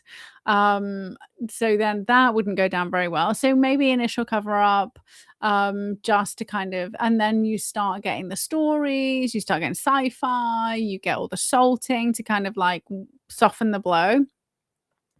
And then why wouldn't they tell you a few years later? Well, because we're in the middle of the Cold War, right? And they don't want. So if you kind of look at the alien law, not law AWA, LORE law, that the Russians made a deal with some aliens, the USA made a deal with the aliens. There's, we've got bad aliens, good aliens, multiple factions, like the multiple cabal factions, like multiple human factions, all making different deals, all having access to different types of technology, all still trying to blow each other up. So nothing's really changed to where we are now. But you're then not going to kind of tell everybody you're doing this deal, or that you have this technology, or you have these capabilities, because that then puts you on a back foot, right? If you're thinking like a military leader rather than like a normal peace loving person, again, it makes sense.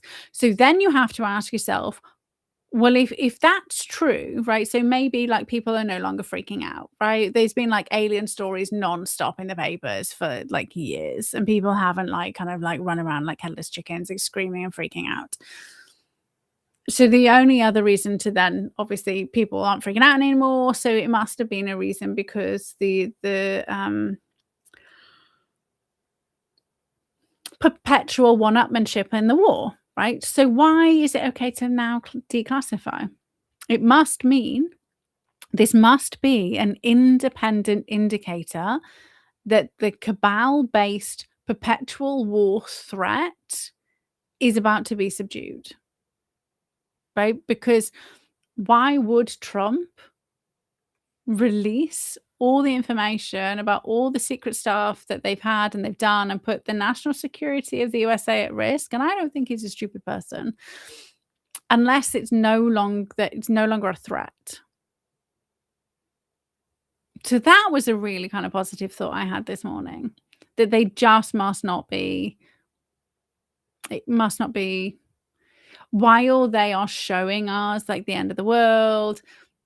Maybe this is the reason why we're getting hantavirus, Ebola. We're being distracted from the fact that the Earth may be actually moving into peacetime for real, like actually for real. And we had Trump in China. There was a little bit of argy-bargy with Iran in the Hormuz Straits, I believe. A little bit of argy-bargy, but still quite contained. But yeah, so Trump was meeting China last week. And what did he say? If you missed it, he said, "Oh, he's central casting. He's a lot taller than Chinese people." So I was like, "Oh, okay." So it's coming out now that he's a fakeO too. But if it's been hidden, and if the secrecy was to protect national security, and because the world is so unstable, then that must mean the opposite is now true, which is good, right? Let's be optimistic. So then we have the judgment matrix. Okay, so backwards check. So thinking backwards from the desired outcome. If full disclosure happened tomorrow with bodies, craft, bodies, bodies, craft, and bodies on live TV, obviously my belief would be strongly confirmed. However, even then, we'd still need to distinguish between ET, ultra-terrestrial, time travel, or breakaway human civilization, which is fair enough, right? Like, I didn't even consider a breakaway human civilization. Like, where did they go? Did they just, maybe they went to the moon, or like Mars, or Venus. I don't know. Can you survive on Venus? I don't know. Probably not. Or who knows? What they've told us might be complete bullshit. However, if nothing more substantial emerges in the next 2 to 3 years, despite rolling declassification, this is significant disconfirming pressure on the fact that it's just a big cover-up, and it's true. So milestones and timelines to watch. The next tranche of declassified information, any verifiable physical evidence and materials, biologics released versus more testimony. And then he put congressional hearings with named insiders under oath providing hard data. And I was like, wait a minute, that happened. And I'm a bit annoyed because they did say, before you run this analysis, I need you to double check all the information. But actually, I don't think he did it, because that was probably when Matt came in, and it was all the, "Hey, what? Hey, what? No, that's not the conversation." So, but I caught it. So it's why you have to read it afterwards, right? So I caught it, and I provided that information. So it changes the percentages. But what else we're looking for? Independent verification of any non-human biologics, sustained increase or decrease in military UAP encounters. So watch point. If the releases remain mostly videos or photos without chain of custody or physical samples, ooh, that favors hypothesis 2 or 4. 2 is real phenomenon, but mostly advanced human tech or black projects, and 4 is real but overstated secrecy. That's interesting. But Grosch's final takeaway was something genuinely anomalous is occurring. The full extraterrestrial plus massive cover-up story that I believe in is plausible, but not yet the most probable explanation based on public evidence. Continued declassification over the next 12 to 24 months will be highly diagnostic. And then I said, wait a minute, there was a congressional hearing where somebody said they'd recovered biological non-human entities from a crash. So that was 2023. David Grusch testimony under oath on July 26, 2023. So what that did is it went H1, which is the long-term non-human and major cover-up, jumped from 38% to 48%, and mostly advanced human projects went right down to 30%. So that's how, like, quickly things shifted with one extra piece of evidence. So then I kind of just said, okay, well, I want you to run the information that has been declassified. And there's a slight dip based on the overall tranche. So it's at 42%. It's still the strongest. So just to reiterate, the strongest hypothesis is that at 45% probability, because he did a rerun of other stuff, is that long-term non-human intelligence and major cover-up is occurring. Boosted by Apollo imagery as well. So even Grosch says, based on the evidence that we have, aliens are real and they've been covered up. So that's good. Okay, so in the next few tranches, if we get physical samples or clear biologics with independent verification, the fact that aliens exist jumps to 70% probability. If they remain ambiguous, it'll drop to 30 to 35% ambiguity. And then the most probable will be the black ops. So that was exciting. It's exciting to realize that you aren't crazy. That you're not seeing patterns where they don't exist. I have to say also, I'm very glad that I got an opportunity to slowly integrate all of the information with regards to the government being like evil and, satanic, and of which, FYI, there is a unique satanic cult that, like a very horrific, unique satanic cult that started in the Midlands, which is a prescribed terrorist organization, which I found out about earlier on today, called the ONA, which stands for, just in case you want a bit of side reading, the Order of the Nine Angles, which was formed in the 1960s when 3 dark pagan covens merged in the Shropshire area of England. The 3 dark pagan covens were Calmad, the Temple of the Sun, and the Noctulians.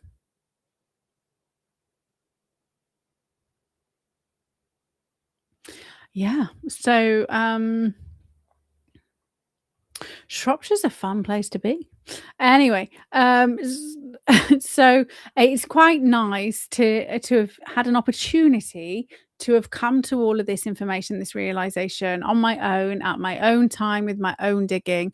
I do feel bad a little bit, for the people whose worlds are about to be shattered when all of this stuff, like, properly does all come out. Like, because it is coming out and people are really starting to struggle, I think. I mean, if you look at what's going on with the Epstein staff, is they're just ignoring it, right? They at some point, they will not be able to ignore it anymore. Like, they just if you think about if Mandelson, like, ends up in the dock, if, if Edward what is his name? Andrew Mountbatten ends up in the docks, if, like, it just they are not going to be able to ignore it for, like, too much longer at all. I mean, we'll have the civil that's what I need to do. I need to do Birmingham I need to run the Birmingham simulation, don't I, through the thing. Let me write that down as well. Birmingham Spark. Because I think it's gonna be even more likely now that Reform have taken over and they are talking about, booting people out, and the Muslim Brotherhood no, I apologise. Not the Muslim Brotherhood, except it really is. The Muslim Council of the UK, Muslim Council, has said, "We need to stop the Islamophobia of the hate marches," which happened this weekend. So there was Tommy Robinson's march, which happened. Oh, good old two-faced Tommy.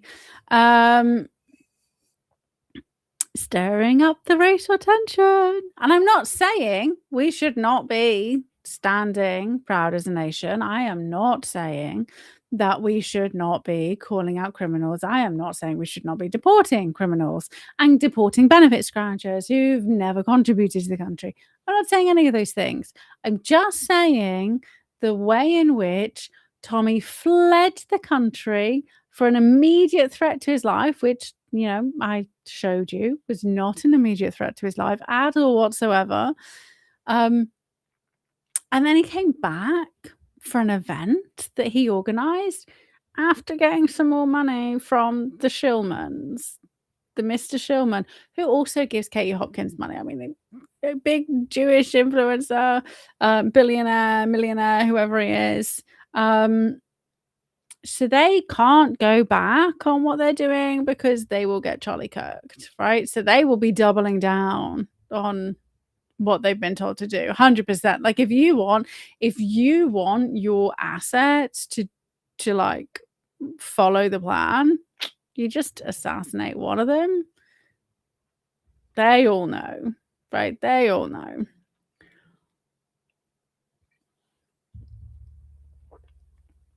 And no, just to reiterate, I don't think the Jews did it. I don't think all the Muslims are bad. I don't think all the Christians are bad. I don't think all the atheists are bad. I think bad people are bad people. I think religion is just being used to divide people. It's a brainwashing tool. I mean, it's a brainwashing tool. So, anyway. Okay, so in a nutshell, Grok says aliens are real. Okay, so he was unable to disprove my hypothesis, and it actually transpired as the most probable, like, based on the evidence that we have to date.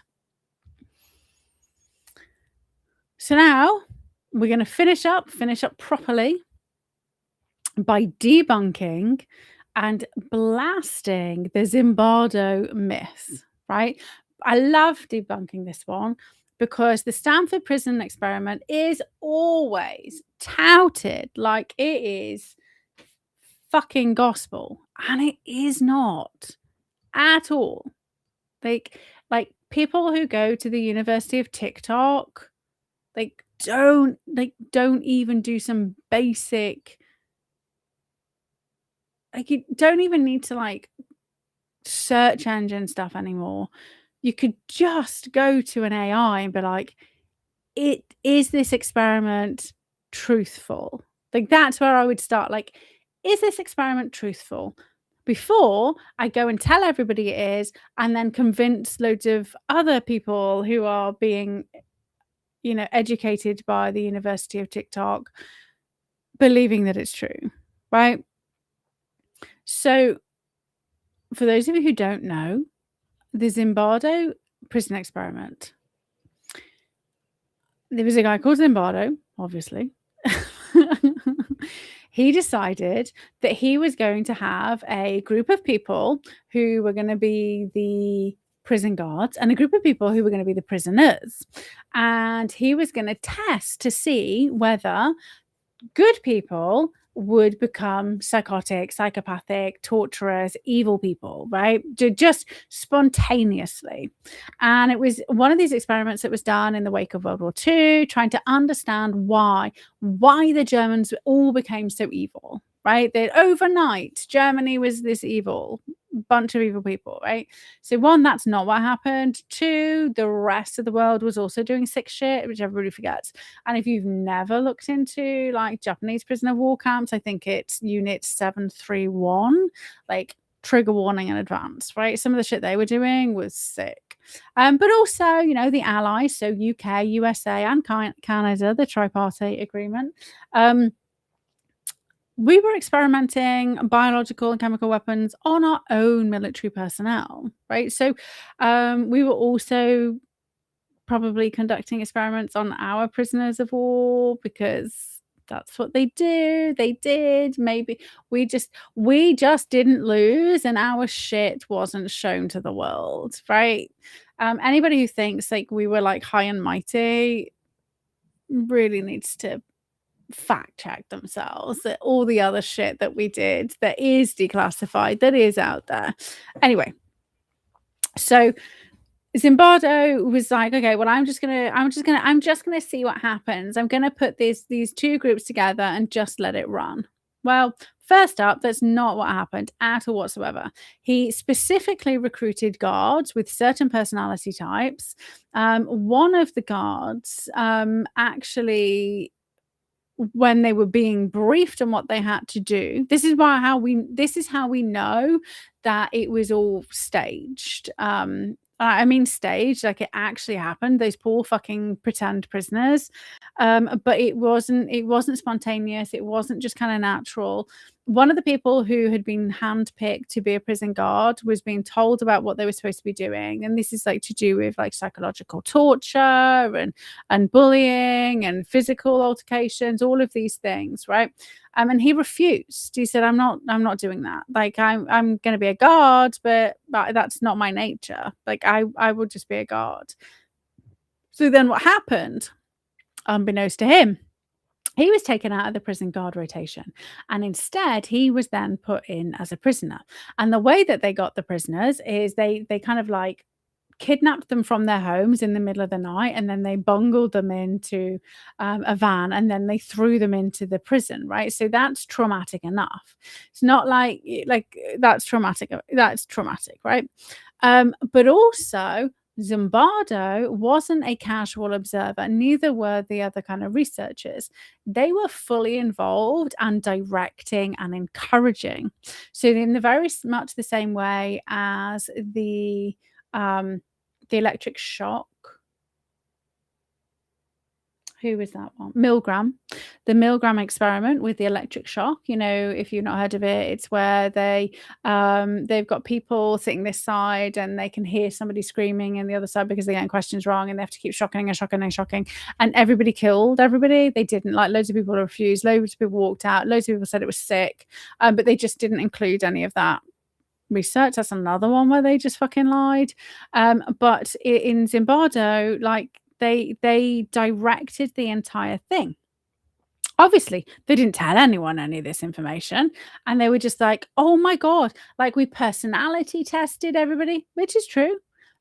They didn't ensure that they got a good mix of individuals. They purposely picked people who would be more likely and or enthusiastic about having this like power dynamic where they're in charge, to, you know, bully and belittle people. And interestingly, it's the same type of individuals who are normally drawn to prison guard roles, to police roles, to military roles, the people who are like action takers, going like risk takers, those types of and personality traits. Just a little side track here, is not fixed, right? You can change your personality, but you have to choose to, you have to want to, you have to work on it, you have to change your habits. It's fine, but it's not like you are this for life. But most people don't change their personality traits, right? Most people don't actively don't choose to, which is fine. Like, everybody's got free will. But also, when you look at what was going on in Germany, right? Because this came out of Germany, not out of Germany. This came out as a reaction to what happened in Germany. The vast majority of the guards were male. It wasn't men and women. Like, don't get me wrong. Like, the female nurses were doing some sick shit, right? The Red Cross nurses who were absolutely sick in what they were doing, in leaving babies outside to freeze to death in the cold, because freezing to death, starving to death. Well, I mean, they were starving them to death, but it took too long. Right? Took too long, so we're just gonna like leave them outside overnight in the cold in the middle of the winter, and then we like, it's fast, it's quick, and it's cheap and effective. It's free, right? Not wasting food. This is like the testimonies from the Red Cross nurses is like, I think that was probably my most disturbing dive into what was going on in Germany, was the testimonies of the nurses. Anyway, she's fucking sick. No, that's not all of them. Some of them did kind of like save children, squirrel them away, refuse. But the Red Cross nurses were all in straight up. Do it. Superior race. I'm in. Going for it. Anyway, the vast majority of prison guards and stuff were male, and men and women are very different in the way that they function. And that's important, right? Because while women did some very sick shit, the nurses, the men were doing the beating, the fighting, the abusing, the power, that kind of dynamic that was typical of what was being shown in Zimbardo's experiment. So it was not done neutrally in any way, shape, or form. And it is always touted as anybody can be evil under the right circumstances. And that's not true. That's actually counter to all child development psychology and counter to evolutionary psychology. It's just not true. No.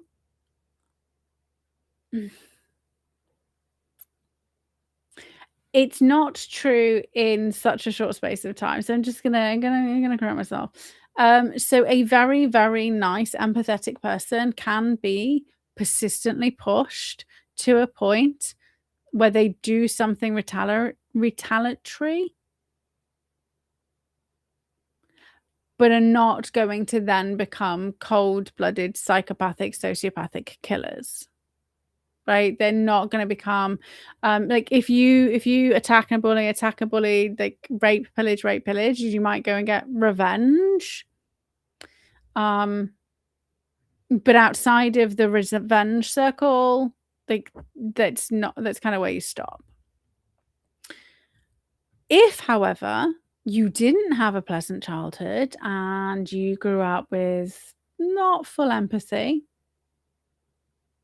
you like the power over other people, bearing in mind, I think it's like 1 in 7 people are pedophiles. That's the kind of like current statistics, 1 in 7.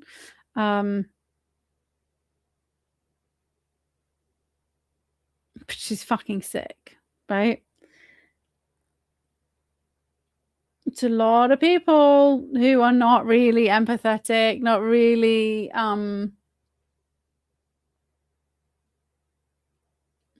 like I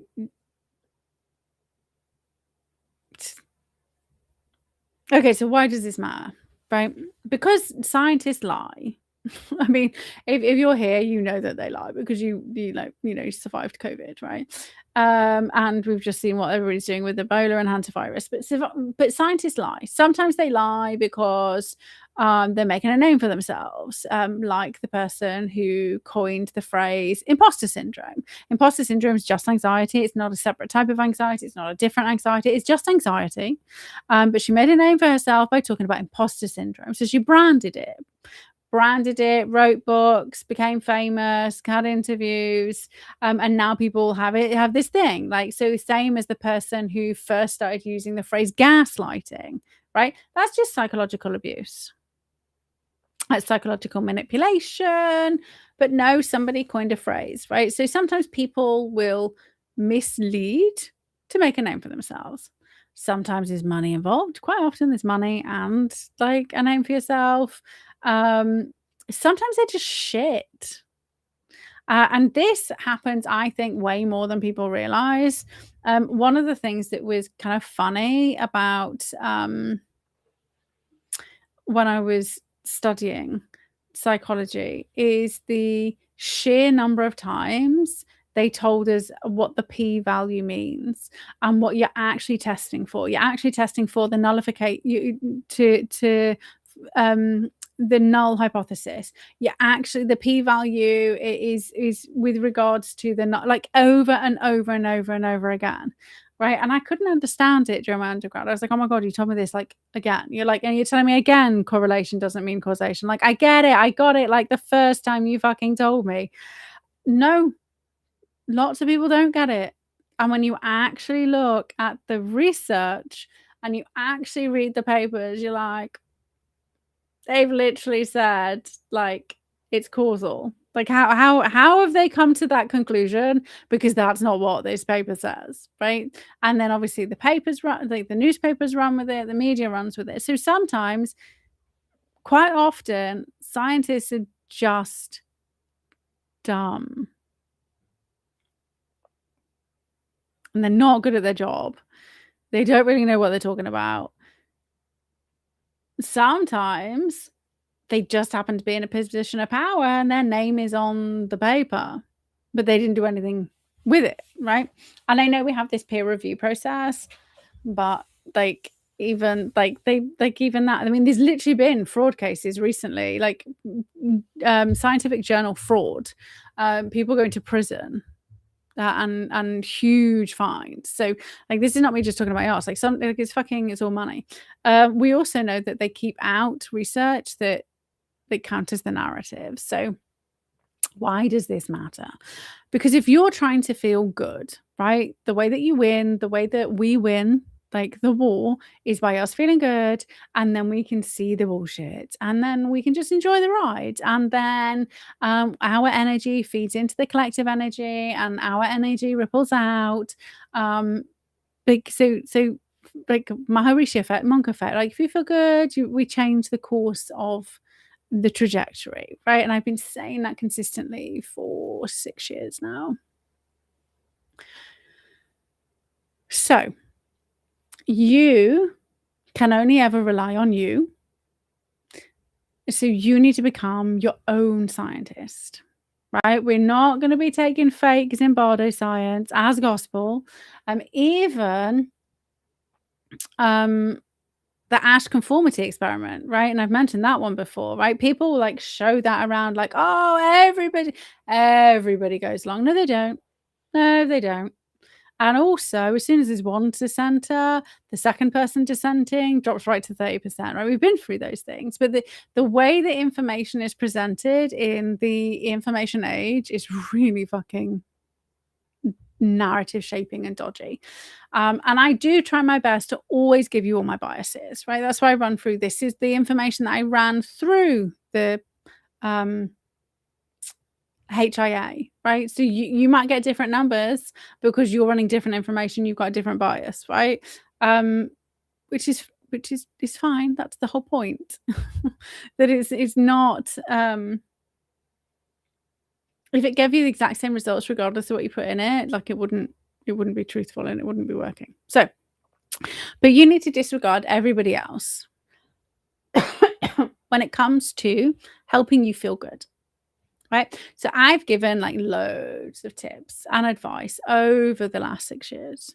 Well, since I started in 2014. There's a what was my blog post up to? I think my blog's, like, specific psychology-based, health-based free tips that everybody can follow, is up to, like, 40. Because it's, like, older than that, then, I get removed. I have to start again. I just start again. I never, like, repeat stuff. I was just like, "Oh, okay, let's do new ones."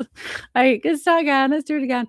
So the one on Medium that's allowed to be up there, right? At the moment, that's allowed to be up there. I think there's 40. So there's loads of different tips, right? So you don't even take what I'm saying, right? Take what I'm saying as a pinch of salt, right? But go and test it.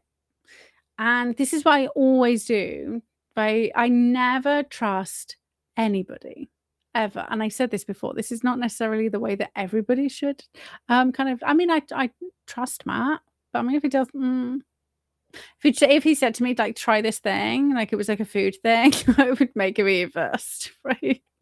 I'm like, "Man, I don't trust what you're trying. I don't trust what kind of reaction." It always sounds like we've got an abusive relationship. We really don't. Like, I was thinking about this morning. Like, I'm not in a psychologically abusive relationship. It's just we enjoy each other's company and it's funny and we play practical jokes on each other.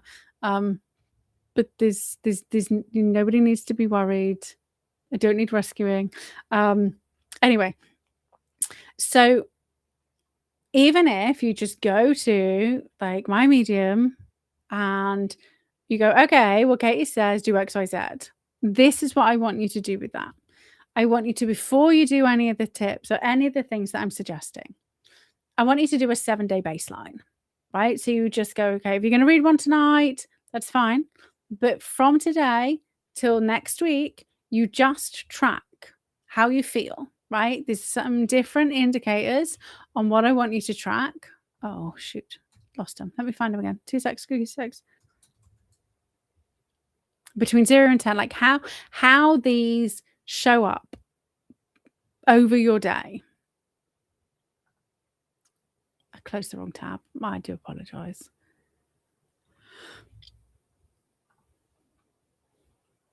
Ugh.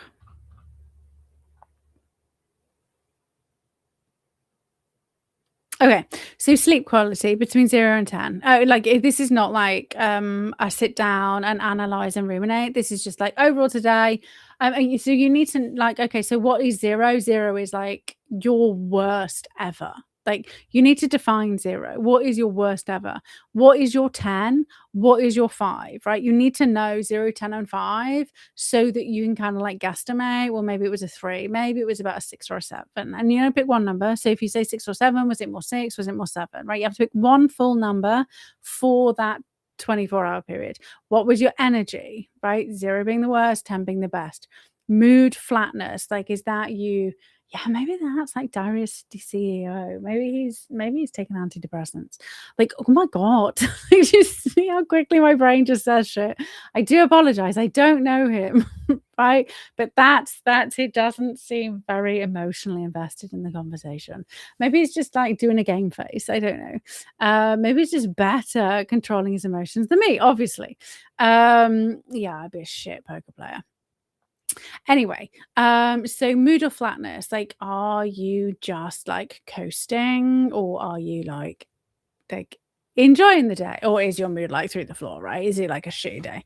Anxiety spikes between 0 and 10, and it could be like you had 20 today. You could, like, say how many you had as well, or you can maybe add on, like, I had 1 and it lasted for like fucking 40 minutes, right? Whatever you want to do, but you need to kind of understand where you are right now. So you're building a brain fog baseline. So what does brain, like, And brain fog, not brain fart. So what do I mean by that? So brain fog is where you just can't function, right? Which will show up if your sleep's poor, if your energy's low, which is, those types of things. Brain fart is where you have a temporary like brain glitch. And I love the phrase brain fart. And I first heard it from Bushra Azza. I think that's how you say her surname. But she just makes me fucking chuckle a lot. She does. She's a business coach. I gave her lots of money last year. Very, very grateful for all of her help last year. But yeah, brain fart makes me chuckle. Irritability. And also, FYI, if you're a girl, you need to make sure you're tracking your cycle because that matters for all of these things as well, right? Because your hormones change and your hormones, Matt calls it hormones. Are you having some hormones today, Katie? Oh yeah, all of the whore is moaning, babe. All of the whore. I think it's quite funny. Yeah. So track your hormones. Will interact right with what's going on, but it's chemistry, biology. Cravings again, like these things matter. Right, like depending on where you are in your cycle, so do make sure you're paying attention to that. Digestion and bloating, like all of those things. I mean, if you're a guy, it was going to be easier for you to rate those things because you should be pretty consistent with with hormonal fluctuations. Women, do make sure you're paying attention to your cycle, right? So I wouldn't do it the week before your due to come on your period. I definitely wouldn't do it on your period week. Probably second, third week will be your most normal weeks to get a good baseline. But whenever you're testing, do make sure you're like, okay, well, this is my period week. So you will have to kind of probably wait 4 or 5 weeks to compare those period weeks for effectiveness and changes. Okay. And I say 4 to 5 weeks because 28-day cycle only occurs in like 16% of women. Like most women kind of fall anywhere between like the 28 and 35-day window, with most women falling around 32 days. So there's a little bit of extra random science for you there. Okay, so test where you are right now. Pick one thing, like not like a million, because in order for you to A/B test, so test what works, what doesn't work, you need to change one thing, and then you need to test it. And then you actually need to test it for like 21 days because it needs to start becoming something that's integrated, something that's a habit. And so I say 21 days. If it's food, it happens really quickly, right? Because, you just need to digest it. So food takes between 24, 36 hours to digest. I mean, obviously, if you're kind of eating something sugary, like that kind of like extrapolates that really pretty fucking quickly and sends you like high and low and all of that stuff. But if you are doing like something like affirmations, you're not going to be able to see any measurable results in a couple of days. You need to do minimum of 14 days, but I urge like 21 days is a better minimum.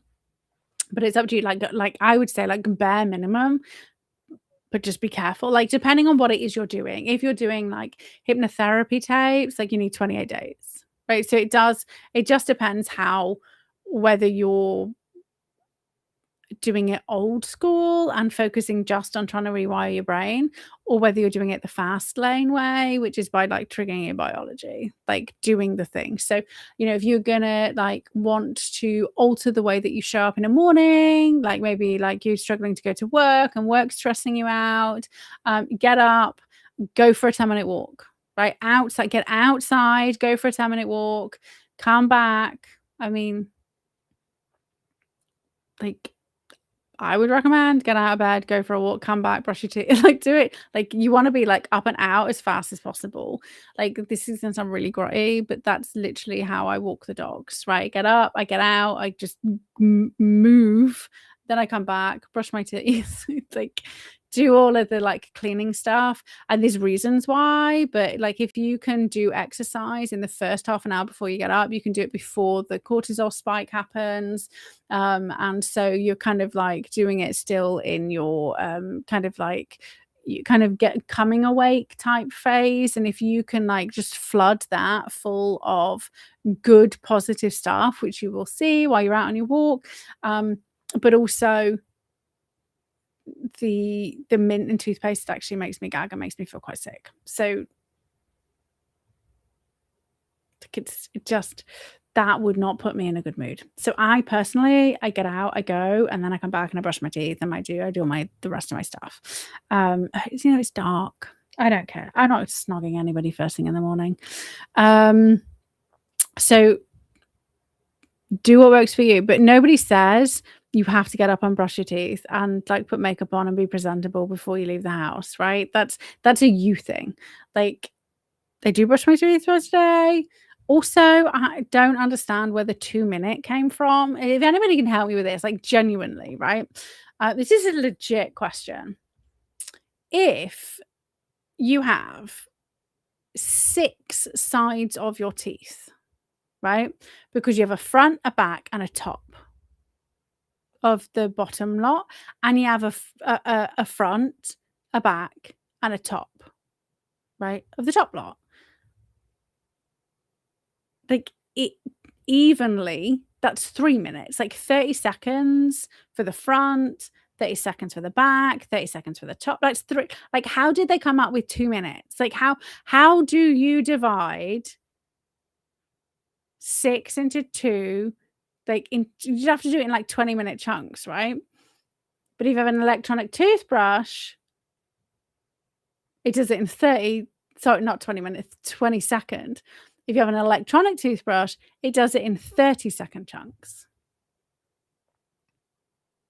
So how did the toothbrush people make a toothbrush that does 30-second chunks but tell you to do 2 minutes? So onto the toothbrushing conversation. I brush my teeth for 3 minutes twice a day because I'm not going to guess where 20 seconds finishes. Like that's just like, if you only need to do it for 2 minutes, why didn't they make a 20-second buzz vibrating thingy, right? Doesn't make sense. Anyway, okay, so get out of the house, right? That will help you. It just help you immensely, I promise you. What other things I've said? Oh yeah, tryptophan in your food, like tryptophan-based foods, like have that. So you would come back, brush your teeth, get some protein in you. That you don't have your digestion going already. What else? Maybe we'll do affirmations, maybe we'll do some hypnosis, maybe we'll do some journaling, like whatever it is, like EFT. But don't just go and do these things, right? Because somebody else says to go do them. You need to track where you are first and then do it, commit to doing it consistently to debunk the Katie theory, right? Katie says this is going to help me. I'm not sure I believe her.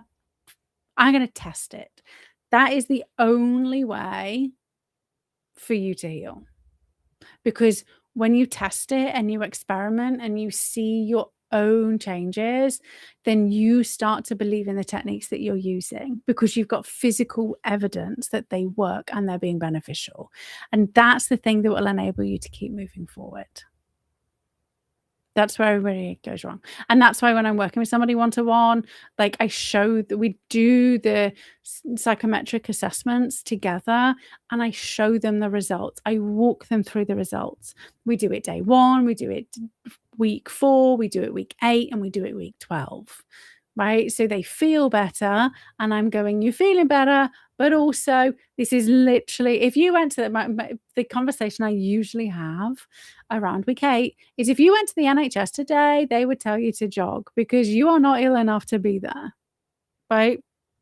And it's not me doing anything other than being a threat, I guess. Going back and being like, "Yeah, I didn't do anything you told me to do that last week." Yeah, no, they ain't gonna do that. So all I'm there is I'm just the ogre, right? I'm the threat, that forces them to do the things that they paid lots of money to do, right? And I do have that conversation. I usually go, "It's a very expensive way to realize that you actually don't want to get better. Like, I don't care. Like, I'm telling you to do the things. You can show up and do it, or you can show up and not do it. I don't care, right? If you don't do the work, it's no skin off my nose." But they have to track themselves every single day, right? Because it's important building your baseline and watching it shift as you consistently like if you are like 3 for sleep quality and then like 6 weeks from now every single day you're a 5, like that's fucking huge. You might not be a 10, like I don't know anybody's a 10, well, for sleep. I would never be a 10. Like my best is like a 7. But I have sleep issues. It's not because I'm unwell. It's like I never used to sleep at all, right? This is like 7 is like, I mean, it's not a 10 because it's all the way through. It never is. But it's like the best I'm gonna get. That's fine. I have like actual sleep issues. It's fine. But still for me, like that's phenomenal. So for you, what's your baseline? That's that like you need to build belief in you. The only person who helps you feel better who helps you heal is you. The only person who can influence the outcome of your own trajectory in this kind of shit show earth that we're in at the minute is you. And if we're all vibing high, like as cliche as it sounds, like literal atoms vibrating high frequency, like the shit just travels around you, right? You still get to be somebody who's putting the lights on, can afford to put the lights on, somebody who's enjoying life, somebody who's laughing, right? You won't be the person who is mugged on the street because you're in the wrong vibration to be in that experience. And it is so difficult to explain that to people who are struggling. Because if anybody had ever said that to me, I'd have called them I would have called them insane. But I spoke to one of my clients this morning, earlier on today, who finished therapy maybe 5 years ago. And they had a very difficult journey. This is one of my clients who experienced satanic ritual abuse, right? So this is like 12 weeks with me gets you like, whoosh, but then you've got to do the work, right? And actually this person like 2.5 years ago was already in like a completely different place. But seeing them today was just phenomenal, right? Because she did the work and she kept just showing up. And is living her best life, right? But the craziest thing was she said, it's so weird that literally none of that, like there's just no bad stuff happens in my life anymore. There's like, I know, it's fucking weird. And I mean, obviously, if you're in a bad mood, bad shit happens, right? So, but you learn, you recognize that if you're in a bad mood, it's like what you put out, you get back. Right? What you put out, you get back. So any negative experience in your outside world is just a reflection. It's just an indicator that you have got something bubbling under the surface. Maybe you're annoyed at a family member. Maybe you're angry that they're trying the hantavirus, Ebola. Maybe you are fed up with the drain of the non-stop perpetual white people are evil, like whatever it is it will be fizzing around in your biology and it will show up in you experiencing negative things, right? So if you have a negative experience, that's just an indicator that you need to maybe do something else to just clear it out, right? But what you want to be doing is you want to be increasing your baseline so that you're no longer feeling like a fucking ping pong ball because of somebody else's experiences and somebody else's emotions.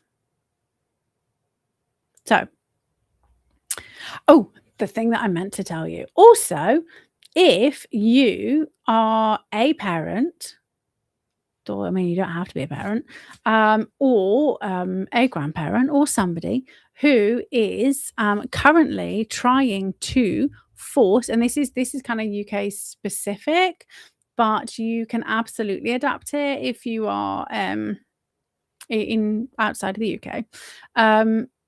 If you are currently in a fight with your school, the social services, local authority, whatever it is, where they are twisting their words, they are not doing what they're supposed to be doing, they are telling you that you're in the wrong, and you've got email chains, right? Email chains, evidence, meeting minutes, all of those things to prove that what you're saying is correct, and they are just failing in their responsibilities. Then make sure you go to my GitHub. So basically what happened, I think it was yesterday. So I had wanted to kind of do Maddie McCann today as well, but I haven't. And I'm quite glad that I haven't got time, because I would probably still be here till like 11:30 again. And that was just not fun when I do have to get up and work and stuff as well. So basically, I was tagged in an X post yesterday morning about somebody who was kind of really struggling, and they were going to get, like, it was the 16-year fight with a school over their child. And just like, they've been accused of being alcoholics, of junkies, of abusing their children, because the system is failing, and they've been fighting for their child, and now they're being threatened with court and all of these things, right? So they're just giving up. So I was tagged in that, and I had this conversation with this individual, and I was like, "Don't. This is why they just drain you, right?" So and every single time I've worked with a parent because their child has got school refusal, or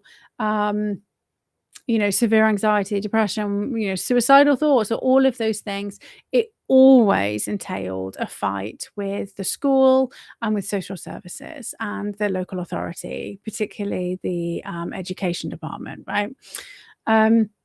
So I got very good very early on of just collecting evidence, biding my time, and then going to legislate.gov.uk, going to the school policies, and I used to sit there and I'd be like, they've said this, they said they do this, this is counter to this. They said they do that, it says here they must do this. They are in breach of this statutory duty. They failed in this statutory responsibility. And I did that more like pretty much every time I was with it. I genuinely don't think I can think of one instance where I was working with a child that I didn't have to also go with a parent to a school, or and kind of compile a huge report with regards to like the basically the reason why the child is struggling is because you fucked up, right? Because they always blame the parents. They always blame the parents, but like there's always like clear timeline of the fact that the child was fine, shit happened, you haven't done your job, and now it's not fine. So anyway, and just so you know, there was one child where I successfully had all of their mental health labels removed, and also forced every single person named in the report. Like there was a full like multi-agency meeting with everybody named in the report for this one child, and every single one got like warnings, like written warnings for their failures, because it was just like, this is what you have to do. You have to do it really clinically, right? So anyway, after speaking to that lady, I spent like 4.5 hours yesterday creating a AI prompt that will structure all of that stuff for you. So you literally just, I know I'm getting like, who can we do? Like, it took me like 4 weeks to compile the one for us for this, but it's because I had to learn it, right? This was me just like going, okay, this is what you need to do, Grok. But also then I tested it on 3 of my cases, where I kind of just uploaded you have to upload the information, and then you kind of get walked through the process. Grok will create the timeline. Grok will cross-reference with the statutory duties. You need to make sure you upload the policies for whichever government organization, institution it is. If you're not sure which policies you need, you can just ask Grok. And then you upload the policies, and Grok will do the line-by-line analysis for you. So just kind of put it into context. This is one of them. This is like one of the reports this is like all the information for like one of the cases they did. Like it's just like it's reams and reams and reams of like information. And I know all of you parents have like got all that information, right? So you upload the bits of information, but you have to take your emotion out of it. It's not about, kind of proving that you were right. It's just like that's what they rely on. You literally just have to get like they did this. This is your statutory responsibility. Why? The reason why you need that is because that will force them to act, because every single one of them is criminally accountable for their actions. So what people don't know about schools is if there's huge failings in a school, is the head teacher can go to prison. Right? When it's a statutory duty, they're genuinely criminally responsible. It's not like schools behave as though they are a law unto themselves, and it's just because people don't know how to hold them to account. And so it kind of what Grok will also do will kind of frame that, okay, write you template letters. So make sure you tweak them so they're not AI generated. We'll write you template letters. We'll tell you what week you need to send what, who you need to send it to, what day you need to do the next thing, because there's legit procedures, and if you don't follow the procedures, they're like, oh well, you missed out on a day, or like, so you have to be really fucking particular. It will show you how to escalate it. You literally just like kind of follow along, and kind of just like you no longer guessing, right? Now the best thing about this entire thing is every single so when it comes to schools, after you go to the head teacher, you go to the governors, and the governors, even if they're best friends with the head teacher, they will not go to prison for the teacher, right? So most people don't know that the governors are also criminally responsible. So I was a governor of a primary school, so that's why I kind of went and worked for the other side for a little bit. I mean, it was free, right? I went and volunteered my time. But there's no way, like I absolutely adored that teacher. She was phenomenal. And it's the school that I was a governor at is in the top 10 most deprived areas in the UK, right? A pocket in Telford, like hugely disadvantaged children. And those children were finishing, getting their SATs, and they were ranked in the top 15 places, right? So it like the work that I don't know another school that kind of takes on actively recruits specific roles for governors, right? So they pulled me in as developmental psychologist to help, right, with how can we help the vast amount of children who are just off the wall. Anyway, she was phenomenal. But I still wasn't going to go to prison for her. And so the governors won't go to prison for the head teacher, right? So the governor's job is to manage the head teacher and manage the school management, but not day to day, to make sure the school runs okay. The teachers are responsible for teaching and learning. That's it. Everything else is actually the governor's responsibility when it comes to schools. So most people don't realize that. So anyway, it literally walk you through all of that. So you just get that by going to my GitHub again. So that's there for anybody who is currently fighting they rely on you not having the time, not having the intelligence. That's the way that they see you, right? They do.